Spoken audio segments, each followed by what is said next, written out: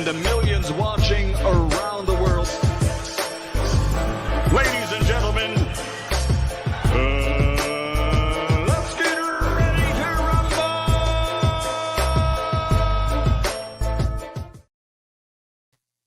Yeah. What's up? It's our boy, Coach Malachi Williams in the building. We back. True Media Today, USA Boxing. We are back. We're back. It is what it is, man. We're going to have a really good show today. Wow, we got over 118 in here today. We might have another thou wow. We might have a thou wow more today. You know, y'all share this show, man. Y'all share this show. Let everybody know that the hottest boxing podcast on the YTBC is here. We go live every day at 3 o'clock Eastern Standard Time. And we bring it, you know, we kind of controversial over here. We're a little bit of controversy over here. We rub some people the wrong way, and but that's what we aim to do. We like to ruffle up the feathers and, you know what I mean, shake the wasp, shake the beehive, shake the ant bed. You know what I mean? We got to do that. You know what I mean? We got to do that because the normal that's been going on for a long time since I've been on YouTube. You know, we got to shake the norm. We got to get away from that. We shaking the norm. If you're on the West Coast, we come on 12 o'clock Pacific time. If you Central Standard Time, if you like in the Midwest, we come on 2 o'clock.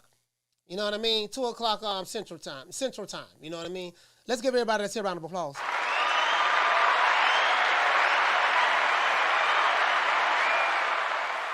I want to encourage you guys to buy the merch. You do see that the merchandise is under the video. You can support the channel by buying the merch. Also, guys, if you're not a member, please become a member. Get your green badge. You know what I mean? Become a member. It is what it is.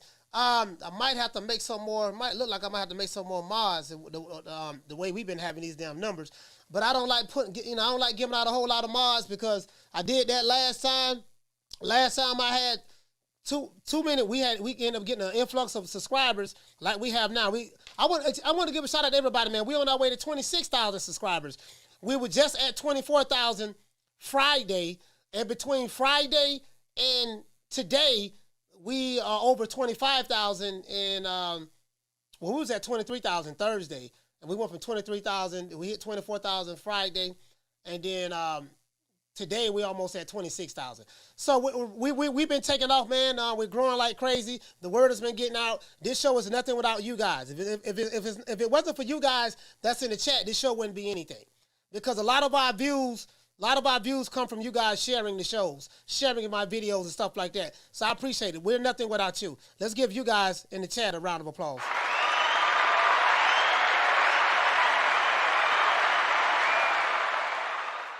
You know, we haven't been around a long time. It's not about the quantity, it's the quality. You can have 100, 200,000 subscribers, but if your content trash, you know, the people not going to come. You get what I'm saying? For me to be such a small channel, and I'm not a part of no cliques or crews, I'm by myself. I'm not with no YouTube or Twitter group. It's Coach Mallet. Now I'm not by myself off camera. Of course, there's a bunch of us, but you know, my brothers and stuff. But online, it's just me. You get what I'm saying? And apparently, what I'm doing is working. What I'm doing is right. So it is what it. Let's continue to grow. Now, look like we got a super chat right quick. Before I get into the show, let's read the super chat. Shout out to Jamario. Hey, okay. Dropping that quarter of a bam dub on your boy. Hey, Leroy. Super chat received. Playtime's over, boy. We're going to address all the excuses we're hearing now. I'm hearing they got doctors. I heard Joe Biden said something today when he on the news. He talking about, you know, we're going to have to investigate Terence Crawford. Now, I'm hearing that the Department of Justice is investigating Bomac, Coach Red, Saul, Bernie the Boxer, B&B Boxing Academy in North Omaha, Nebraska, and Terence Crawford. I'm hearing that they are under investigation from the Department of Justice, the DOJ. True. I talked to Jim Crow Joe. I say, Jim Crow Joe, what's happening, partner? He said, what's up, man? What's happening? I said, look here, man. Well, what's going on? What you called me for? Man, you know, I heard, Jim Crow Joe said there was some Wakanda niggas and Errolsexuals got in contact with me and Kamala Harris. They called me personally on my cell phone. I say, Joe, you don't even remember your goddamn cell phone number. No, I don't. I don't remember it. But that's okay. That's okay. Yeah, but they called. I got in contact with a couple of my people at the Department of Justice, and they doing an investigation right now on Terence Crawford. True. That's what I heard now. I don't know how true that is, but that's what Jim Crow Joe told me. I spoke to him on the phone this morning. That's what Jim Crow Joe told me. He said the Wakanda niggas and the Alphabet Boys and the Errolsexuals are going crazy right now. He said they're going crazy and somebody need to be on the investigation. That's what he said. That's all I'm saying. He said, salute the coach and True Media family. He said Bud did it first, 2-time undisputed. I mean, he did it first he did it first in the 4-belt era. He did it first in the 4-belt era, you know what I mean, for men. You get what I'm saying? But I got you, fam. I got you. Anyway, let's get into the show because I got to call my main man, Timothy Bradley. I got to call my main man. This the guy I've been waiting on. It's 3 people I've been waiting on to get on the show. That was on Tim Bradley, Steve Kim, and Rick Glazier. Got them 3 on there. And then we're going to have Bomac on Thursday. We got Bomac coming on Thursday, guys. We have Steve Kim coming on tomorrow. We have the Texas boxing commissioner and a Texas boxing matchmaker, a matchmaker out of Texas. They live there right now. One in San Antonio, and I think another one is in Dallas.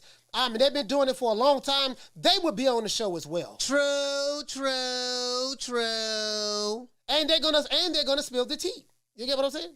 So let's get into the show. Let's get started. Let's get this party started. I've been making a lot of people mad. I've been getting attacks. I got a threat. I got a threat from somebody from somebody from the Wakanda community, but they try to make it seem like their account was from Australia. We know, goddamn, but don't nobody know me in Australia. We know who it is. We know what it is. True. Boy, they do some cowards. Some cowards. Exposed. Terence Crawford online hate groups making excuses again. With special guest, Timothy Bradley. Now, if Terence Crawford would have lost Saturday, guys, I'm pretty sure these Errolsexuals, the Wakandites, and the Alphabet Boy community, I'm pretty sure that they would be in an uproar. They would be celebrating like it's 1999 right now. They'll be doing the scrub the ground, the Tootsie Roll, the butterfly, the Cabbage Patch, the one leg up, the WAP, the Pac-Man, the Smurf, the Pee-wee Herman. They'll be doing all of that. But since times have changed, and since the lie has been exposed, and since they didn't get the outcome that they wanted to get, I'm hearing a couple of them on suicide watch. I heard 2 of them is in a insane asylum. I heard another one running down the busy highway in Texas, butt naked, screaming, "No, I can't believe it! No, he lost." I'm hearing they got a couple of them in padded rooms. I'm hearing now they coming out. They sending their internet goons at the coach. They chasing me on Twitter now. They calling me coon. They saying that they got shooters. One dude told me he said I was a BITCA. So I got my kids out there. He said I was a BI. And then he said that come to Dallas. So we got one of those guys. You know what I mean? Then I had another dude. He told me to drop the Addy. Guess what? I had the receipts. I will show them to you today. True. See, y'all think I be tripping. I don't be tripping. And I said time and time again, the more they attack me, the more I will attack them. I have no chill. I will not stop. I'm like Diddy. Take that. Yeah. See, what y'all fail to realize, you dudes behind the avatars, when you attack me, you don't have an audience. Coach Malachi Williams has an audience, and I have a really, really big mouth. So every time I say something, it's going to be heard by the thousands around the world. So you attacking me behind an avatar only makes me grow because you give me material to roast you on. True. When you give me the bullets to put in the gun, what you think I'm gonna do with it? I got the camera. I have the microphone. Dissing me ain't gonna do nothing but blow me up. And if you're a YouTube channel and you're making videos about me, guess what? You helping me blow up because y'all ain't growing. The dudes who dissing me, y'all ain't growing. When you go live, you get 5, 6, 7, 8, 9, 10 people show up. Y'all ain't growing.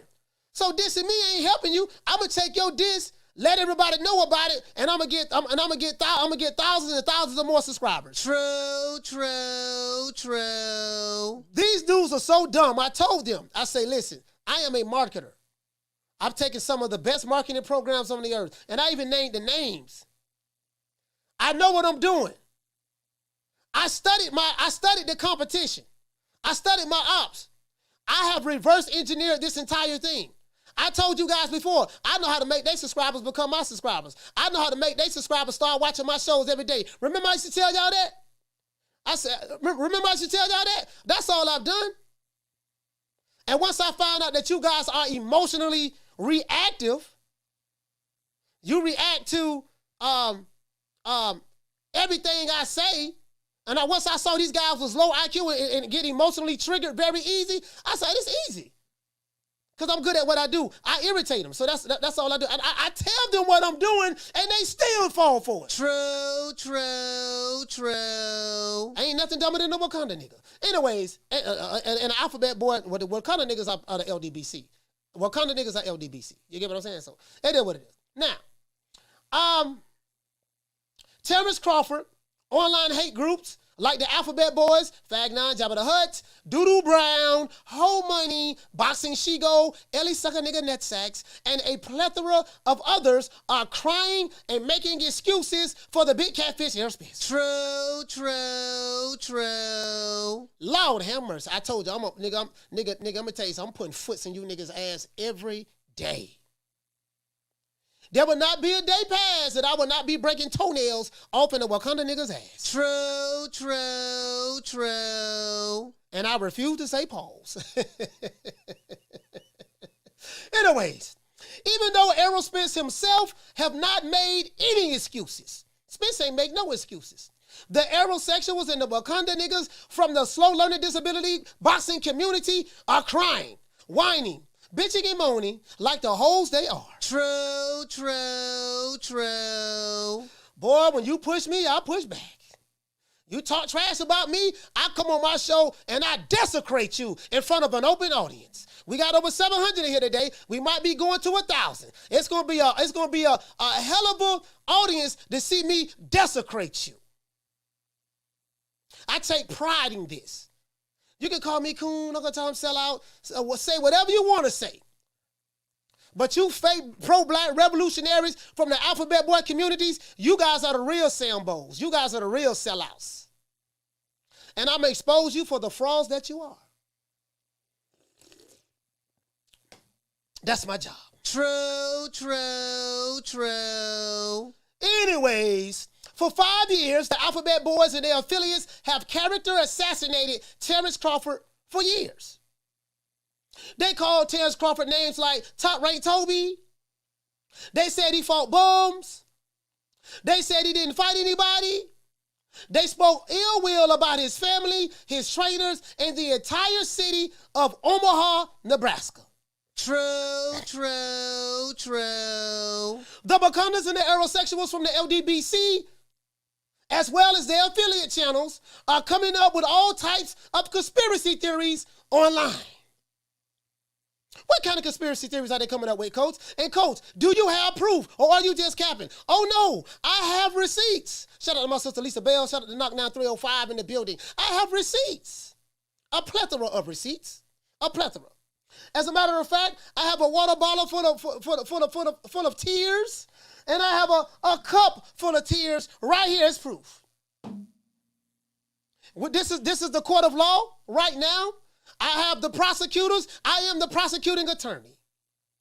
And I am here to bring the Wakandas, the Alphabet Boys, the Fruit of the Loom Boys, and the Errolsexuals. I'm here to bring them up on charges, Your Honor. And I believe that once I finish, that the jury will come back with a verdict of guilty. True. Shout out to Sporting Icon. Sporting Icon, what's up, man? Go ahead and hit my dog up right quick, man. Support the icon. I don't want nobody. I know you got ops too. So let me go ahead and support the icons. Oh, you already moderated. Okay, yeah, I made you a moderator. That's right. Okay, sorry about that. Anyways.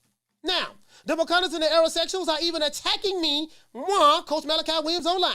They sending me DMs in my Instagram. They call me names like coons and sellouts. You know, all because I'm holding them accountable for their wicked ways. I told you, until you repent from your wicked ways, I will chastise thee, Satan, in the name of the boxing God. True. See, these niggas mad, boy, because I'm good. I'm good at what I do, boy. I am good. I swear to God, boy, the YTBC, YouTube boxing, y'all ain't never seen nothing like me. Y'all ain't seen nothing like Coach Malachi. Y'all been watching a whole lot of boxing channels, but you ain't seen nothing like me, boy.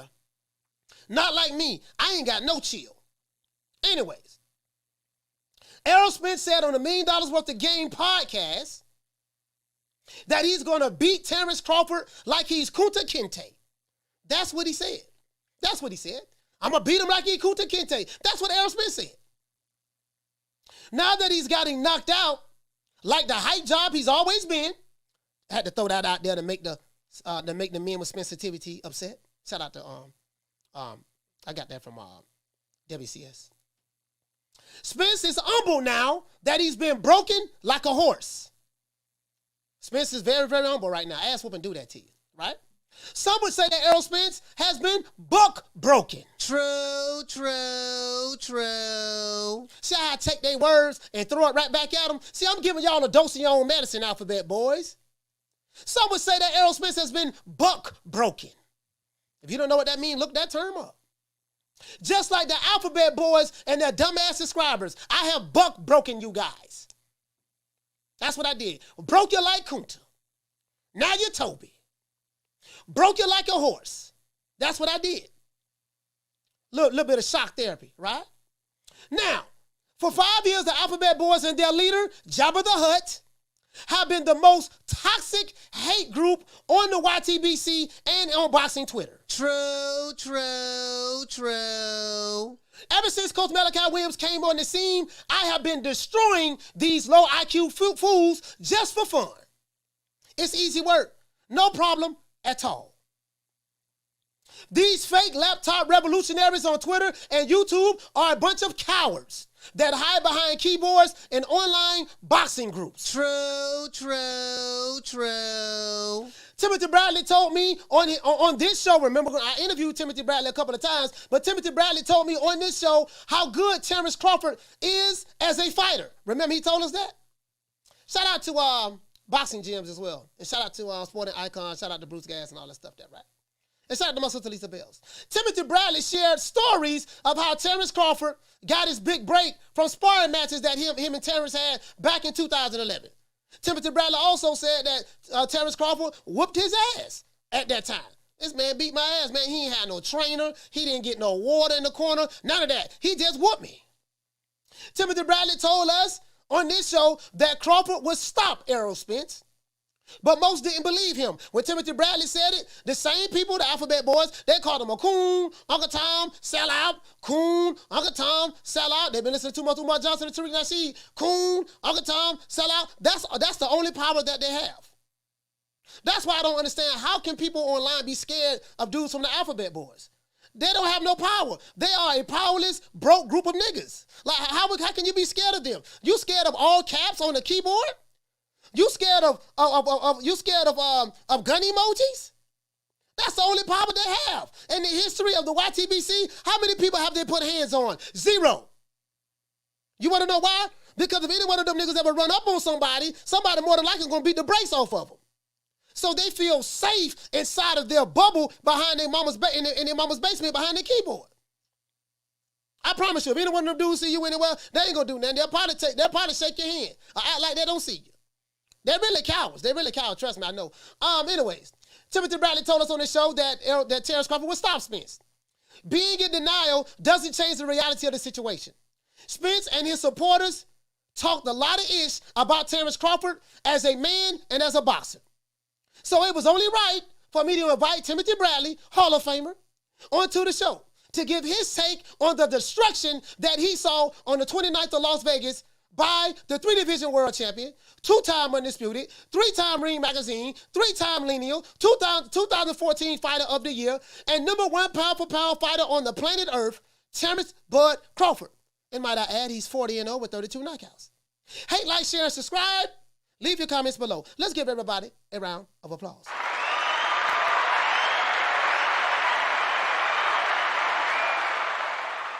Now, before I call Timothy Bradley, listen, man, we got over 1,000 people here. We have over 1,000 people on this show today, and we have less than 700 likes. If you want to send Timothy Bradley a question, send it in a Cash App or a super chat, $5 or more. Anything less than $5, I won't read it. You know, I look at it, but I want to address a question to Timothy Bradley with anything less than $5. You know what I mean? Support the channel. You guys are here, so support the channel. Let me get the super chats out the way. Shout out to Derek Choice. Hey, okay. Dropping that quote of a dub on your boy. He said if Crawford beats Boots, they would say he was too young and not ready. Who does Bud have to beat to get credit? Listen, man, you will never get credit from people who don't like you. Stop trying to get credit from people who don't like you. Shout out to Abdul Wakil for dropping that $2 super chat. He said their mom took sheep and left lights on the basement. Okay. Shout out to Solo Dolo. Hey, okay. Dropping that bam dub on your boy. Hey, Leroy. Super chat received. Playtime's over, boy. He said the fakes and frauds are real soft shoe dancers. He say soft on the stage and everything. He said cue the Sandman. Yeah, cue the Sandman, man. Cue the Sandman. But before we get into the show, we got to dedicate this to the man who everybody like to call a father, to people who they say this man is the most powerful man in the sport of boxing. I do know because I do get checks on the back end from Al Heyman. I do get checks on the back end from the PBC head honcho. So I like to say this here, right? Before we start the show, before you thank your mama, before you thank your daddy, before you thank God, Jesus, Allah, Moses, Buddha, David, Prophet Muhammad, before you thank anybody, your wife, your kids, you have to thank the Almighty, just like them alphabet boys and them the Haymanites do. You got to thank Al Heyman. Well, you know, I guess I got to be like everybody else and thank Al Heyman. I can quit my job now, baby. 6 figures, baby. You feel me? I'm about to But a name. Do you have a name? Oh, nah, I ain't got no name, you know. Name them names, man. They know who they is. Name them names, please. The names need to be named. They know who they is. The Mexican monster. Here's what it is. Right now, those Errolsexuals, the Wakanda niggas from the LDBC, them niggas is crying like a motherfucker right now. Right now, this is what they do.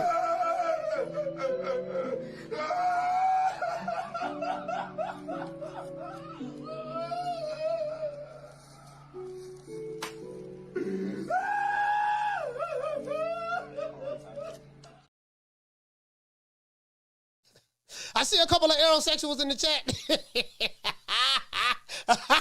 They throwing shots. Look here, just stay right here. You're going to watch me the entire show, boy. You're going to watch me the entire show. I can promise you that. You will. You will be watching me the entire show. Pretty sure you will. You know what I mean? And guess what? Since you in the chat talking shit, if you a nigga from the LDBC, Wakanda nigga, and you talking shit, guess what? Riley. Yeah. Look, fuck you. Fuck the plane you flew in on. Fuck them shoes. Fuck those socks with the bell on it. Fuck them cheap-ass cigars. Fuck your yuck mouth teeth. Fuck your hairpiece. Fuck your chocolate. Fuck Guy Ritchie. Fuck Prince William. Fuck the Queen. This is America. My president is black and my Lambo is blue, nigga. Now get the fuck out my hotel room. And if I see you in the street, I'm slapping the shit out of you. Hold on, guys.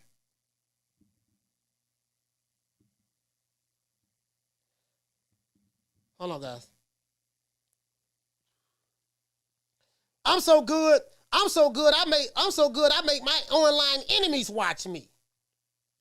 My online enemies, they dedicated to watching me. They stalking me on Twitter now. They stalking me on Instagram. And every day they right over here watching us. They have become a part of our family. Hate watching.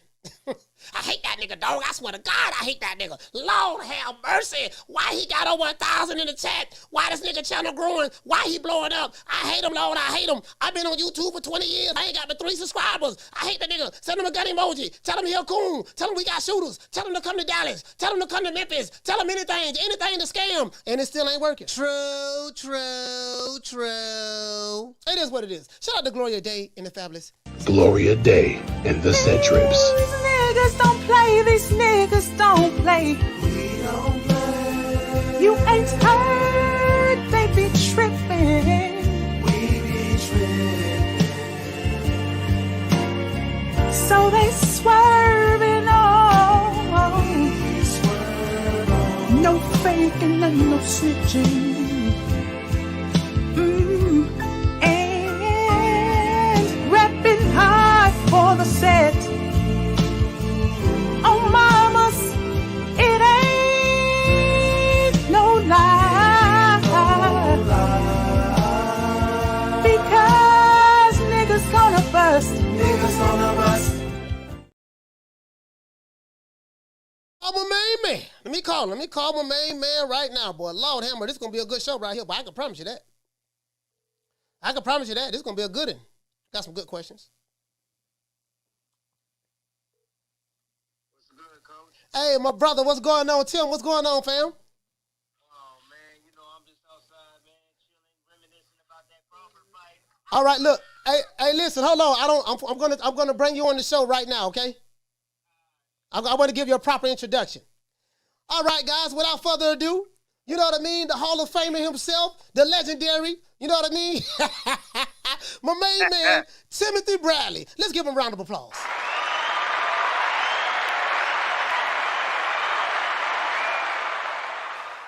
Tim, I hate to say it, but I love to say it. You told me so. When last time you was here, you said, Coach, mark my words. I'm going to get a lot of hate. I'm going to get a lot of flack for this. But Terence Crawford going to stop Errol Spence.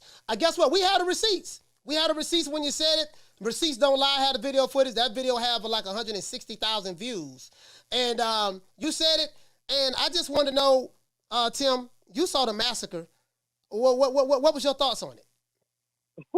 Man, you know, I'm outside here doing some yard work right now, man, just reminiscing about the fight, man, over and over for the last 3 or 4 days, because it's been marinating for what, 4 years, 5 years. Yeah. Is when this fight should have happened. You know, thinking back at that point, man, I just felt like, again, Crawford had more to offer. I've been in the ring with Crawford. I've never been in the ring with Spence.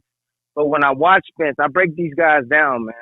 That's one thing that I'm really good at is watching guys, looking at their strengths, looking at their weaknesses, and try to break down their strengths. And that's what Crawford did. He took his strength away from him. That's what he did. That's what y'all witnessed from the first round.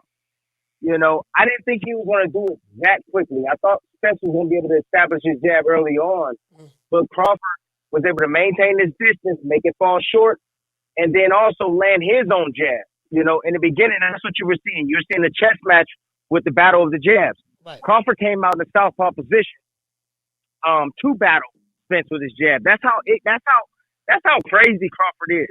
Like, you would think that he would fight from the orthodox stance and be able to isolate the jab and take it and stay on top of it. Mm-hmm. But he's like, no, I'm going to beat you at your own game. So if that's your strength, I'm going to attack your strength, and I'm going to take your strength away from you, because I know that once I take it away, ain't nothing you can do. There's nothing else you can do. So I thought that was a genius game plan from Crawford and his team. And they need more respect, man. Bomac, them, Red, all of them, man, they all need respect, man. Put some respect on their name, bro. Yeah, man. Yeah. You know, because I'm sick and tired of hearing about this guy, that guy, this guy. And these guys, they have the best fighter in the world, and they don't get no love, man, at all. So I know we ain't never had 3 trainer of the year. Yeah. But no, we ain't never had that. But somebody, organizations need to put together and have these guys the trainer of the year, because trust me, man, I saw this coming. I didn't think it was going to be this easy. I'm going to be 110% with you. I didn't think it was going to be this easy, but I knew sooner or later Terence was going to be able to figure him out. and Terence figured him out literally a round. It took one round to figure out Errol Spence for Terence. That's how special this kid is, man. One freaking round. I'm sitting there in the living room. I'm up on my feet, man, because I'm seeing it. I'm boxing the fight with Terence, and I know the way he thinks. So I'm like, okay, the first round he didn't shoot no jabs to the body, so he needs to go up and down with the jab, up and down, change levels on him. Yeah. And then he came out second round. He started doing that. And then Spence was throwing a single jab, and I'm like, damn, Crawford, that's 3 single jabs in a row. Hit him with that left hand, straight to, right over that joint. Next thing you know, boom, boom. I'm looking at my wife. I'm looking at my kids. I'm saying, I'm telling you, I'm in there fighting with him. I know exactly what he's seeing because he figured out the pattern. Yeah. And I've been telling you guys, simple, basic boxing. That's what Spence brings to the table, but he does make mistakes. He'll lunge forward. He'll overextend himself. And that's what happened. Crawford made him pay. That 2-1 combination, that came from gyms, boxing gyms. Right. No doubt about it. So Ryan put that on display. Go ahead. No, Tim. So, my thing was this. There was a lot said in the build up to the fight. Some people, the way Crawford was able to take Spence apart. Do you remember when I was in Omaha, Nebraska, and I called you on the phone, and it was you and Bomac? I think you was talking to Bomac. I say, Tim, I'm in Omaha with Bomac, and Bo, do you remember that? Yeah, I remember that. Yeah, yep. You say, look here, man, I'm riding with you guys. I'm riding with you, man. We're gonna bet the house on him. Bomac say bet the house or something he said, right? But yep. I remember Bomac told me, Bomac, Red, Saul, Bernie the Boxer. When I interviewed them, and even when I spoke with Crawford, at his mom's house, all of them said, it was one thing that they said to me. You know what they told me, Tim? They said, you're going to be surprised at how easy we make it look. No, I'm serious. That's what he said. He said, you're going to be surprised at how easy we make this look. Yeah, man. Hey, you're right. You're right about that. My deep down feelings, man. And Jim's boxing gyms, he knows. Cause I talk to him on a regular. We go back and forth with him. Jim's here now. He just gave a super chat. I got to read it. Like we literally, man. We sit back and I'm like, hey, I'm 85, 90% sure Crawford gonna stop him. Like I'm telling Jim's this, right? But like I can't tell the public that because then they think I'm hating. Yeah. They think that I'm not, you know what I'm saying? Oh, you showing bias because he's your friend, this and that. So, I have to sometimes play the fifth, 50-50, just show the public and give the information out to the public because it's my job. Mm-hmm. You know what I'm saying? I try not to be biased. I was 100%, almost 100% sure that Crawford, because you always got to hold a little percentage if he gets caught with something. If he gets caught with something, you just never know. You know what I'm saying? But I was 85, no doubt %. And Jim's will tell you, he got the emails to prove, that Crawford was gonna stop him, that he was gonna beat him, no doubt about it. Yeah.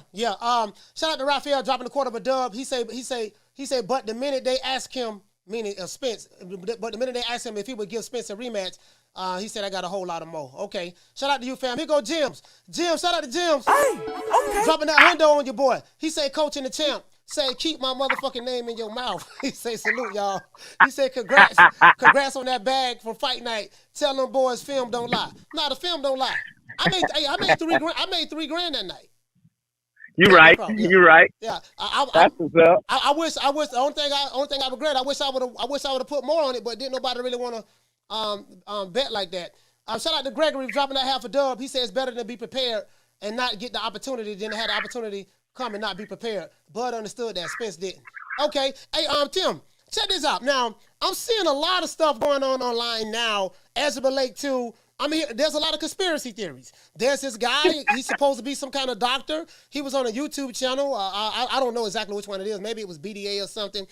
This doctor was talking about, that he alleges that Spence has neurological damage. And if that's my question is, if that was the case, how did he get cleared in order to, this is Al Heyman's boy, Errol Spence. So before the fight started, I didn't hear nothing from no YouTube channel, no doctors, no baby mamas, no cousins, no sisters, no aunties that Spence had neurological damage. I've heard stuff like he's the eye collector. He's gonna break ribs. You know, he's gonna walk through Bud. He's gonna break him down. He's gonna stop him. You had a lot of boxing experts, even pro fighters. Some of them were saying that, hey man, Spence is too big and too strong. Now after he got his ass handed to them, now everybody's saying, well man, I don't know, man. Looked like he had neurological orders, disorder. Oh man, his baby mama was cheating with third leg Tyrone. His cousin was messing around with Big Booty Judy. I'm hearing everything but to try to discredit Terence Crawford. What say you about that? Hey, Spence ain't making no excuses, man, and that's what I respect about Spence. Yeah. He ain't making no excuses at all. Even after the press conference, he didn't say anything. He said no excuses whatsoever. So he a man about his, man. He takes his licking and he keep on ticking. So I respect that in Errol Spence, and I think that everybody else should respect it. But I knew this was gonna happen, man. Yeah. I knew this was gonna happen, and I said this. It was, I forget what video I said it in, but it was right after Sean Porter. They were asking me about the match between Spence and him, and I said, man, I know how it's gonna go if they do fight, but I just hope that they don't take the credit or try to take credit away from Crawford because of the accident, because of this, because if this fight would have happened 4 years ago, maybe the outcome would have been different. Even though Terrence would have beat him and probably knocked him out again 4 years ago, but there's nothing else that would have been pending on him. Now it's the weight. Now it's I'm hearing it's the weight. He was weight drained. Yep. I'm hearing he had a hard time making weight.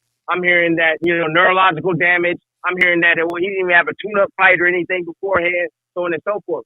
That ain't Crawford's fault. Yeah. That's Spence's fault. And this goes back to Heyman and what Heyman was trying to do when they were basically, leaving him out to burn when he was a top rank, wouldn't fight him, wouldn't let any of their champions fight him. They knew what was going to happen to begin with. So I understand, but at the same time, their plan backfired on him at the end. It backfired on him. Spence laid out the plan. He said that I want to fight this guy on this side of the street, get the 3 World Championships. Then I'll fight Crawford. Well, that ended up being a big problem. Yeah. It's a huge problem. And he's the one, and Al is the one that created that. They were hoping that Crawford got old. Yeah. They were hoping that they saw some slippage in his game. But what they don't realize is that this dude, he lives this shit, man. He lives boxing, bro. He is one of the most disciplined fighters that I've ever met, man. And put on top of that, with that, and the work ethic that he has, and the gifts that he has, bro, there's no stopping this kid. When you start becoming getting compared to the greatest fighters of your generation, if not other generations, when you start getting compared to those guys, and people start hypothetically thinking about those matches, you are great. It's like they do with LeBron James and Michael Jordan. Yeah. I'm hearing Floyd Mayweather prime, Terrence prime, Bud Crawford. Yeah. That's what I'm hearing right now. Everybody. Yeah, me too. You feel me? Yeah. Whether Crawford gets credit for this win or not, will people give him credit for this win or not, it doesn't matter what these people think, man. The insiders know what this was about. They understand that there's levels to this shit, and there's Crawford, and there's Inouye, and then there's everybody else underneath. These guys are on another galaxy. Yeah. Both these guys on a different galaxy. And whether you have Inouye number 1 because you like his style and skills, that's on you. But the reason why I got Terence Crawford number 1 is he just beat a pound for pound top 5 that's been reigning in the pound for pound for over 6-7 years now. Yep. He just beat him, and he made it look easy. Easy. Yeah, pound for pound. No shit. A pound for pound guy. That's the difference. And he's the first undisputed 2 different weight classes in the man side of things. So exactly. So that's why he's my number 1 pound for pound. And there's no. Hold on, guys. The call fell off. Let me call him back. The call fell off. Sorry about that, guys. It's called, as you guys can hear, the call fell off. Shout out to Harvey. Hey, okay. Dropping that $2 cash out. Let me call Tim right back. And I will address the super chats.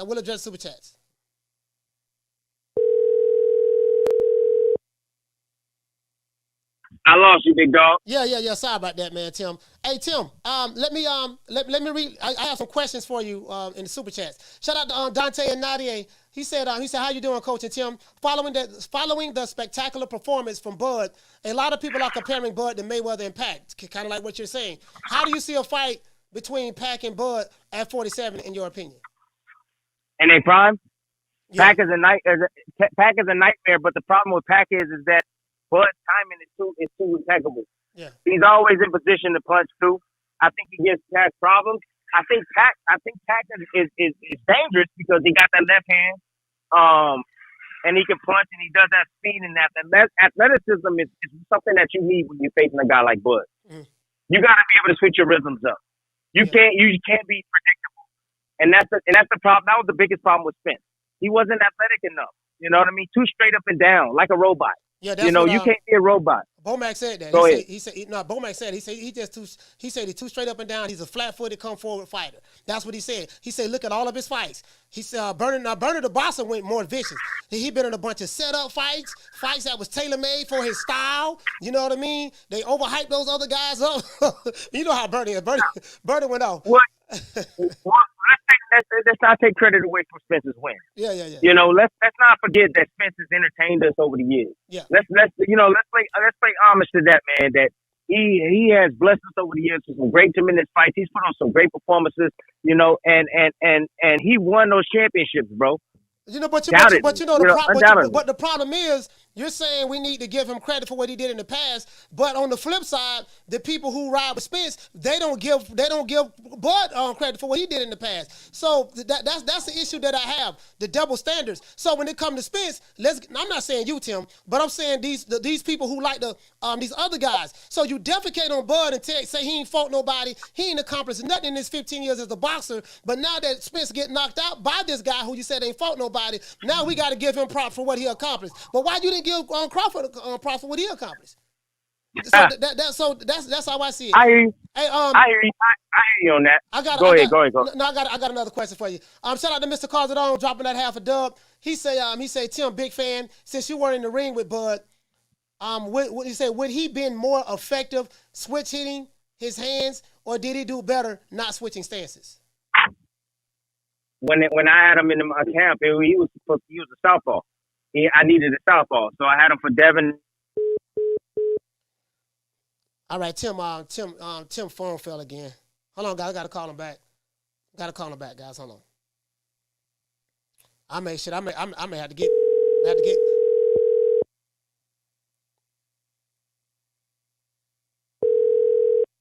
And I don't know if I'm in a bad spot. I'm gonna move. Okay. I'm in a bad spot. I'm sorry, fans. I'm sorry, guys. You know, it's not clean as it should be, but I'm in a bad spot. I'm outside, man. I'm sorry. Anyways, no, Bud was a southpaw. I thought he was a southpaw coming in. It wasn't until I sat down and talked to him that he said that he was an orthodox fighter. Mm-hmm. Because I was getting ready for Pacquiao and I was getting ready for Devin Alexander. He got me ready for 2 camps. You sound good right there. You sound real good right there. Okay, perfect. So he was getting me ready for 2 camps. So the first camp he's in the southpaw stand. Now, I'm telling you, I was sending everybody home. I'm telling you right now, I was in the best shape of my life. I'm sending everybody home. Anybody that come, I'm like, man, he trash. Get him up out of here. He ain't give me no work. I need somebody that can push me. So we get the call. Bud comes through. First round, I'm like, oh snap, this dude vicious. Because again, I'm a smaller guy. I got to take chances, and sometimes I would have to reach. You know, sometimes I'll overcommit, and he was making me pay. And I'm like, damn, this dude is bad. Like, who is this guy? So after we went, I think I was supposed to go 6 that day. I went 4. I went 4 rounds. Coach was like, hey, that's enough, man. That's enough. We don't want to ruin your confidence. You know, he just basically stopped. That's enough. We're not gonna do 6. We're gonna do 4. What year this was? Shoot, man. 2011. Man, we talking about years. Yeah, last time he was on the show, you said that was 2011 because he ended up fighting. I think you said it was like 2011, if I'm not mistaken. 2011 or 12, somewhere up in there. Tim, you still there? Yeah, I'm still here. Okay, yeah. I'm so, still here. all right. So, Dirty Red Boxing Head said that he said, Tim, did you he said did you expect the James Toney like defense on the inside with the rolling, catching, and countering? That surprised me. Yeah, because that's what Saul brings to the table. Yeah, Saul. Yeah. So everybody has their department and what they do best. Yeah. You know what I'm saying? So you got Bernie. Bernie's more of the thinking boxing. Yeah. You got Bomac. Bomac, he does a little bit of both, everything. So you got Red. Red is about the sweet side defense, and then you got the inside and the body work and stuff for Saul. So like everybody, all these coaches, they have their specialty in what they bring and what they put into Bud. You know, so yeah, I know Bud know how to catch and shoot. You know, Bud don't back down from anybody in sparring. You know, as a fighter, you're constantly evolving, you're constantly getting better, bro. You know, over time. Yeah. And Bud was comfortable inside the pocket. He has the strength to be in the pocket. He knows how to protect himself well. So when he was in there and catching and shooting, I was like, oh my God, he's so comfortable. Yeah. I'm like, he's so comfortable. You know, everybody was talking about the power. He must have felt the power and the strength of Spence. And believe it or not, and I you know, you can ask Bud or not, but Spence, when he hit him, I think it was a looping left hand. He hit him, and I saw Bud's legs go a little shaky. He hurt him. He hurt him with that. He felt it. He was buzzed with that shot. Mm-hmm. But Bud being in the shape that he is, was able to take it on, but he was inside that pocket, comfortable, catching, shooting in between those shots, again, because of the predictability of Spence in his game. You know he coming down to the body with two hard ones. Mm-hmm. If you watch Spence as much as I have, I know that. Yeah, you know, I like some of the body work that Bud was doing. It's like he hurt Spence as the fight went on with some body shots, and I like the trap that he set for Spence when he dropped him in the second round. Spence looked like he was getting off a little bit, and Bud went to the ropes, and then Spence overcommitted. I think he got a little overconfident. Like, yeah, I got him on the ropes. I got him right where I want him at. And as soon as he came in, to swing that looping left hook, Bud caught him. Bud kind of like checked him with an uppercut, like bam. And then, but that was a sequence. But coach, that was a sequence from the first round. Yeah. That was the back end of the first round. Go back and watch it. That comes from that sequence when Spence stepped on the gas and he started going through the body. And Bud basically took a picture like, oh, okay. You're gonna get aggressive. Okay. So he got aggressive, went down to his body. Bud saw the openings. He said, oh, I'm gonna go back to that. No doubt about it. So in that round that you're talking about, where he set him up with that uppercut, he knew that if he got closer to the ropes, he knew Spence was gonna come, because that was in the first round. He got him against the ropes. Spence came and tried to corner him and put him and keep him on the rope. He knew that was coming, so he laid that trap and said, okay, I know what he's gonna try to do. He's gonna come and try to bang me down to the body. And when he go to the body, guys, at home, everyone listening, you're exposed up the middle.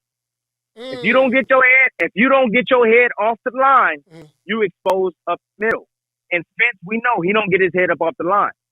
Yeah, and that's what Crawford told him when they met back in 2018 at the Mighty Mo Hooker fight. He said, don't try that body. He said, don't try that body stuff with me. He said, try to go to my body. I got something for that. He told him he had something for that back in 2018.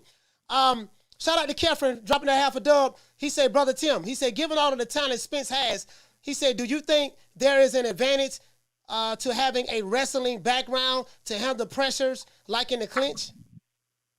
Of course, because you know how to maneuver inside in clinches. Of course, there's an advantage having a wrestling background. You know how to transfer your weight. You can feel your weight. You can go left or right. You know which side to lean on, which side to, how to correct it. Yes, there is an advantage to that. Bud, and the strength of Bud as well. He has that wiry strength, like that mechanic in the hood. Yeah, you know what I'm saying? Like, he can pick up, you know what I'm saying? He can pick up the He fell off again, guys. I want to say, shout out to Raider Reaper. You say they implying that the neurological damage after the fight due to his speech and slurring words. Also, you think Plant goes down to 160 to take Charlo's belt? No, I don't think so. I don't think Plant go down to 160 to take Charlo's belt. I don't think so. I don't think so, fam. All right, hold on. Let me call Tim back. Tim must be on the Obama phone, man. Got that Obama phone, Tim?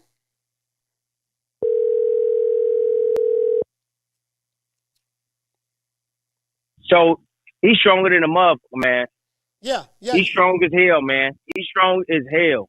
And I'm accustomed to that, man. Go ahead. No. I was agreeing with you. I was like, yeah, you're right. Like he's very strong. You know, I grabbed him. He's strong enough. Hell of a strong. Hey, real boxing TV. Thanks for dropping that quarter of a dub. He said, Tim, Bud is a star. Why didn't Top Rank do better with him or make the fight with the PBC years ago? Stop. You know why? You just know why. Stop. Yeah. Don't blame it on Top Rank. Don't blame it on it. You know what I'm saying? Like, it had nothing to do with Top Rank. It had everything to do with Al Heyman. Al Heyman, if he would have ran through all of his guys, Al Heyman wouldn't have had any champions. Yeah. Think about that. Yeah, Top Rank didn't have the fighters. PBC had all of the fighters. Yes, they had all the welterweights. So, but I'm just saying, if Al Heyman would have let Bud run through their whole camp, he would have cleaned them out. And then what are they gonna have to stand on? So they stayed away from Bud because they knew how dangerous he was. You know, when you have one of the CEOs of PBC, Mayweather saying that Bud is the best fighter in the world, and he got Errol Spence right there, that should tell you something. That should tell everybody something. Yes. Shout out to RJ dropping that quarter of a dub. He said, "What's good, Coach and Tim?" He said, "Boots is good, but he's not ready for Bud." He said, "What do you think, Tim? Do you think Boots is ready for Bud?" I'll just tell you this. Let's see it. Yeah, let's see it. Let's see it. Find out, yeah. Hey, let's see it. But I can just tell you this. Hey, Boots ain't fought nobody. Nah, he ain't fought nobody. I'm gonna keep it 100. Boots, who the hell has Boots fought? Go look at his list. But he ain't fought nobody, man. Yeah. You know what I'm saying? He had a guy that was directly in front of him. And of course, he's going to look good this last time out. He's going to look great because the guy's directly in front of him. But what happened when he fought that dude that can move? You know, and Boots had to pick up his feet and he had to find other ways. He was taking more risks than he needed to. He was exposing himself. He was getting beside himself because he's so used to knocking these guys out. Now you get in there with a guy with the class that Bud has and the experience that Bud has and the power that Bud has and the timing that he has and everything that he brings to the table, man. That's a different animal. Boots ain't seen nothing even close to that. Look, I can give everybody a better assessment if I saw Boots in the ring against Thurman or Boots in the ring against Danny Garcia, you know, Sean Porter, somebody like that. You know what I mean? But until then, yeah, he got to fight somebody, man. So it's hard to say that, like, I know Boots is the goods. He has the goods. Trust me, he is a phenomenal fighter. But again, he don't have the experience that Bud have, and I think that Bud knows that. And he'll be a dead man. He'll be a dead man to get in there with Bud, man. I'm just gonna tell you that right now. He'll be a dead man. But I'll give you one thing. That Boots does have that could give some issues early on, but Bud will figure him out. And that's athleticism. And I keep saying this: athleticism, man. You have to be athletic, man. Boots have an ability to change and switch stances and give different looks and stuff like that. Yeah. You know, you got to be able to do that against Bud, yes. And athleticism, the quickness and the speed and stuff, you know, you can get in and get off on Bud at times. That's the only thing. That is the only thing. But as far as experience and figuring that out, I think Bud will be able to figure out Boots, and I think he'll be able to take his ass out too. Yeah, the timing. I think Bud, once Bud get the timing down, he's probably one of the best in business when it comes to timing. Like literally. Yeah. Hey, don't get me wrong. Boots is next, man. Yeah. Boots fans out there, I know how y'all gonna get. There's levels to the shit. Boots ain't there yet. He ain't there yet. But I wouldn't mind seeing the fight. So that way, but Boots can work his way up to it though. Fight Ugas, and then fight Thurman, and then let's see how he look with them. Once he fight Ugas and Thurman, then you know what I mean? Because that's what they said. That's what they said. They say the same. Yeah. That's what they be saying. Well, nah, you ain't fought nobody. You got to fight this dude. Fight that dude. Once you get by that dude, then we'll visit that. You know what I mean? So let's flip it. Let's flip it and do it the other way. Shout out to Kayvon. Kayvon say, Tim, he said they called you a coon for your predictions in the past. How does it feel to be right? He said you was one of the first to roll with Bud. Kayvon called from D.C. D.C. in the house, man. You totally right. It feels great. You know, it feels great because, you know, not only Bud name got drugged through the mud for years. Yeah. My name got drugged through the mud. You know, but I'm okay with that, man. I've been here my whole freaking life, man. I've been called coon, this, that, my whole life. That shit don't bother me, man. You know what I'm saying? I was just in Vegas. I see a group of brothers You know what I'm saying? I got one dude coming up saying, "What's up, champ? How you doing, man? Congratulations, Hall of Fame." And taking a photo with me, and then the other dude's like, fuck him. I don't want no picture with him. You know, looking at me sideways out of the corner of their eye. You know what I'm saying? And I'm like, you know, I've been here before. I know what this is all about. But it feels great, buddy. It feels great. But you know, this boxing shit, man. You know, it's not about who you like, man. At the end of the day, it's about what they bring to the table, man. For real. And I've been riding with Bud, and trust me on this. If I didn't think Bud can win this fight, I would be honest. Because in the past, when he was getting ready to fight Manny Pacquiao, I was saying like, hey, he's fucking dangerous. Pacquiao is dangerous. He is dangerous for Bud, no doubt about it. Even at 40 years old, you know, he's dangerous. But I'm going to keep it 100, you know. I'm going to keep it 100. Although he's my friend, I'm going to keep it 100. I like Sean Porter. Good guy. Great guy. But I had to pick the winner, the one that I thought was going to win, based on the skill set, based on what both these guys they bring. So that's what you're going to get from me. You're not going to get this biased opinion just because, you know, he's my friend type of shit. No, if I think you're going to lose, hey, I'm going to keep it 100. Hey, bro, this is going to be tough, bro. I'm picking this guy to win. I mean, you know? I wouldn't even worry about it. Like, I got called a coon today. I don't give a damn. It's coming from the same low IQ group of people. So these are a bunch of broke dudes that ain't really got nothing going on in their life. You know, they laptop revolutionary. That's about as far as it's going to go. So, I mean, you know, they miserable in their lives. That's fun. That's fine. I have fun with it myself. I love it. Shout out to Sean dropping a half a dub. He said, Tim, if Bud and Charlo do a fight, do you think? He said, if Bud and Charlo do a fight, do you think it should be a catch weight? Catch weight. Do you think it should be a catch weight fight or something to help Mel from losing too much power when he drops back down, or should it just be a 154 regardless? Hey, look, man. If Mel should come, if he's going up to 168, he needs to come down to his weight and defend his title. Okay. Come down to 54, forget that catch weight bull crap or whatever. Terence ain't worried about him going up and weighting down. That's what y'all don't understand, man. We can't be worried about what the other man is doing. You just need to worry about what he's doing. But you at 54, no doubt in my mind, I think he'll beat Charlo easier than Spence. Yeah. Easier than. Yes, I think he beats him easier. He stops him sooner, too. Oh, and by the way, I'm just going to tell y'all right now, Bud took his time. Bud took his time with Spence. He wanted to prove a point. Yeah, he punished him. Yeah. He punished him. He punished him, and he punished his fans, and he punished him, and he made it look easy. Yeah. He took his time and just surgically destroyed this man. Yeah. And he did it purposely because trust me, when Bud hurts you the first time, he gonna take you out. He usually had a killer instinct and he just gonna take you out the next round. He gonna come out and he gonna check your temperature. But this time he said, I'm gonna let him weaken him a little bit more, go to his body, start attacking his body, and then I'm gonna take him out. You know what? I think he might have had a bet on it. The ninth round he turned it up and it was over. No doubt about it. So, he told me it was gonna punish him way before. Yeah, he could have stopped him way before. I want to get these questions in there from people sending it on the super chats, Tim. Shout out to Fotex. He said, Tim, what's your thoughts on Bud getting charged with attempted murder on July 29th? they say Bud. Now they saying Bud's gloves was loaded. They say it was loaded. Guess what they said, Tim? They said Terence Crawford used the same egg weights that Tyson Fury used when he knocked out Deontay Wilder. Yep, that's what they said. That's what they saying right now. Yeah. Hey, they can fight. He can fight Spence at any weight. 154. It's gonna be the same outcome, man. Same outcome. Spence do the same shit over and over. Shout out to Jamari dropping a quarter of a dub. He said, Tim, you lost when Manny Pacquiao was dangerous. Bud stops him easily. He said we got to be 100%. Pacquiao's too small.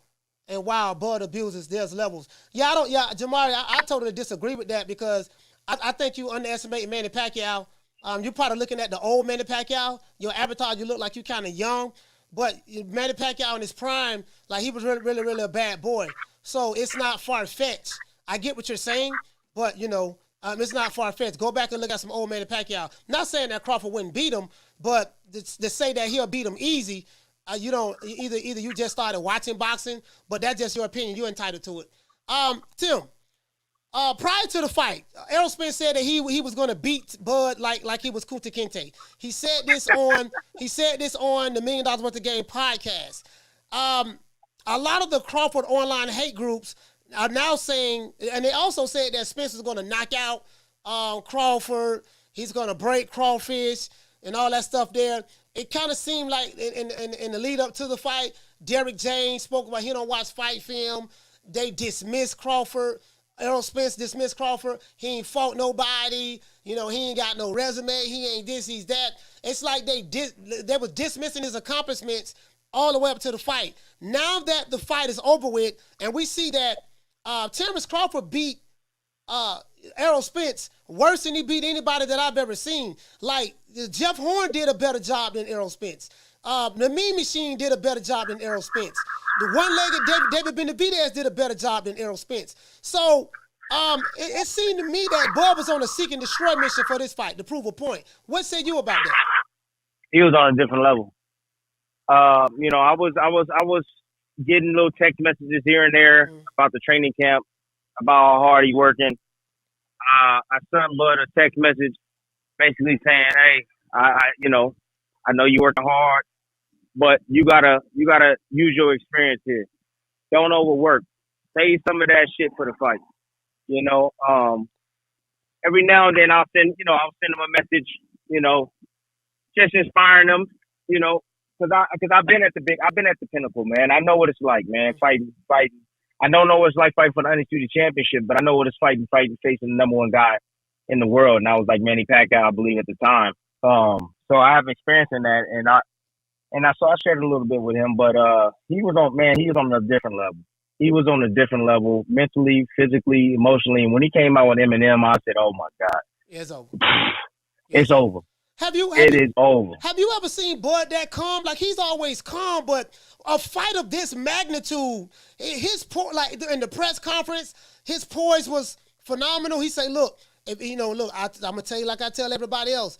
I don't never go looking for the knockout, but if Spence get out of line, I swear to God, I'm going to stretch him out." And then Spence said, well, I've been getting out of line all my life, then you're going to have to show me. You're going to have to show me. I ain't one of your kids. He said, "I'm going to pull out my belt. I ain't one of your kids. You're going to have to show me." You know what I mean? Man, you ain't fought nobody. You know what I mean?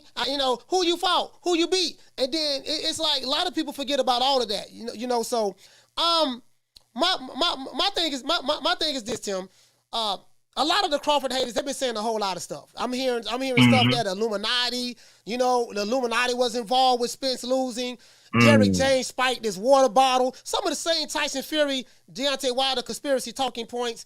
The referee was a crab in the bucket referee. The brother stopped the fight. He didn't have to. Spence and Crawford, they had a secret. This is a new one. Spence and Crawford, remember when they shook hands on stage? Mm-hmm. He said that at the weigh-in, he said they're saying that they Spence sold out to the Illuminati, and him and Spence, when they shook hands, they did a secret handshake. You know what I mean? Like the Masons do. That was to let everybody know that Spence threw the fight for Crawford. I got a video. They better leave that crack alone. Bro.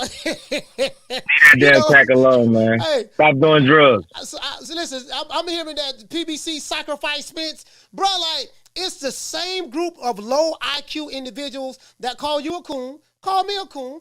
I had a guy tell me to come to Dallas, told me to drop my Addy today. It is what it is. I love it. I'm loving it. So they trying to kill you for words. Trying to kill you for words, bro. Hey, sensitive, coach.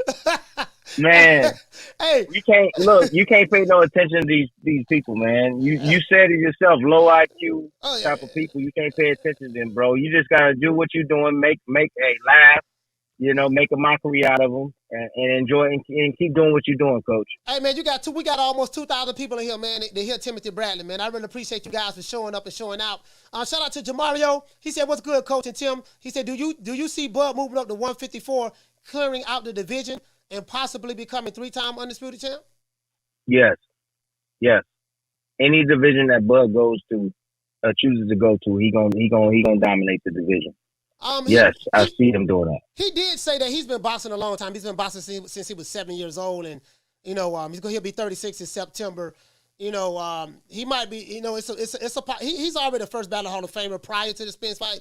I think this was his legacy fight that he needed in order to solidify, be solidified in the eyes of a lot of the casuals and stuff like that. Bud said he's not going to fight till 40, so he might be retiring soon. What you think about that? Could. I mean, he can retire right now if he wanted to. To be honest, you can just sell off. He can be retired right now, but Bud is one of those guys that, he has a plan and he looks to execute that plan, man. And Charlo's been on his mind for some time now. He want Charlo. He want Charlo bad. He want Charlo, man. Listen. He wants Charlo bad, bro. And I think if he can get that fight, I think if he can get that Charlo fight, and after that, 3-time undisputed, then I think he might be done. But it could be sooner. I don't know. It could be sooner. I don't know if they're gonna exercise that rematch clause in the contract. You haven't asked me about that. That was my next question. The rematch clause, Spence did say that he want to fight him again in December. What do you think that'd be a wise choice for Spence?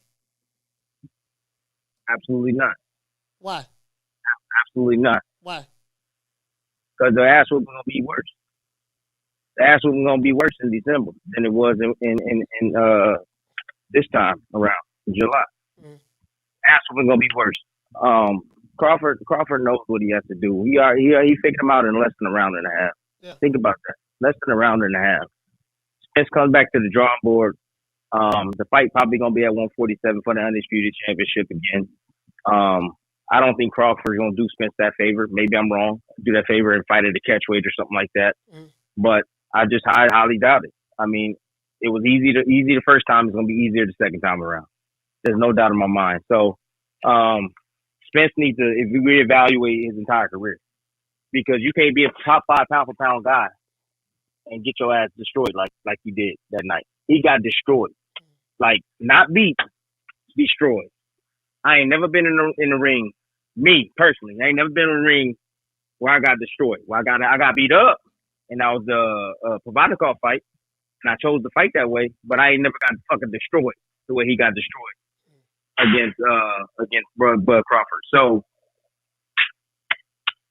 So Spence needs to reevaluate his career, man. I don't know if he still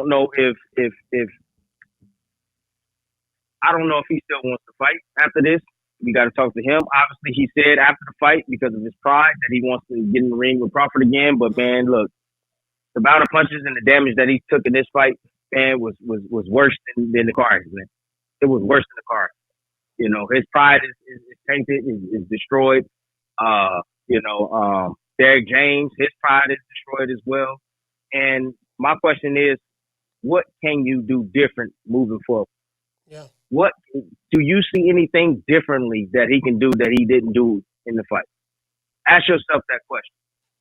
Nah, I don't. I don't see anything he can do differently. He pretty much he can't outbox Crawford, so that's off the table. He doesn't have better footwork than Crawford. So, from a stylistic standpoint, Terence Crawford's style is all wrong for him. Exactly. You may say, well, he can box like he did Mikey. Well, Crawford is not 5'6", don't have short arms. Like he's grown into that weight division. Crawford is a total different animal, and he's not going to outthink Crawford. He's one of the brightest brains in boxing. He's not going to outthink him. So, Coach, when you get in the ring and you feel the other guy, that's all fighters want to do, is feel the other guy. We want to feel his presence. We want to feel his weight. We want to feel his punching power. Crawford's already felt all of that, so he already know what the fuck he's capable of doing. See, that before he had to guess it. He you know what I'm saying? After the first round, you're like, hey, I'm good. Or damn, this motherfucker's strong. I need to break this dude down. You know what I'm saying? Like you have to answer those questions in your head that you had thought about for the whole training camp. Man, he might be too strong. He might be this. And then once you get in there and you actually feel it, then you're like, oh, it ain't as bad as everybody said it is. Say it is. It's not that bad. His punching power is all right, but I felt some shit like that before. He's not as smart as I thought he was. His timing is off. Like Crawford felt all of that, man.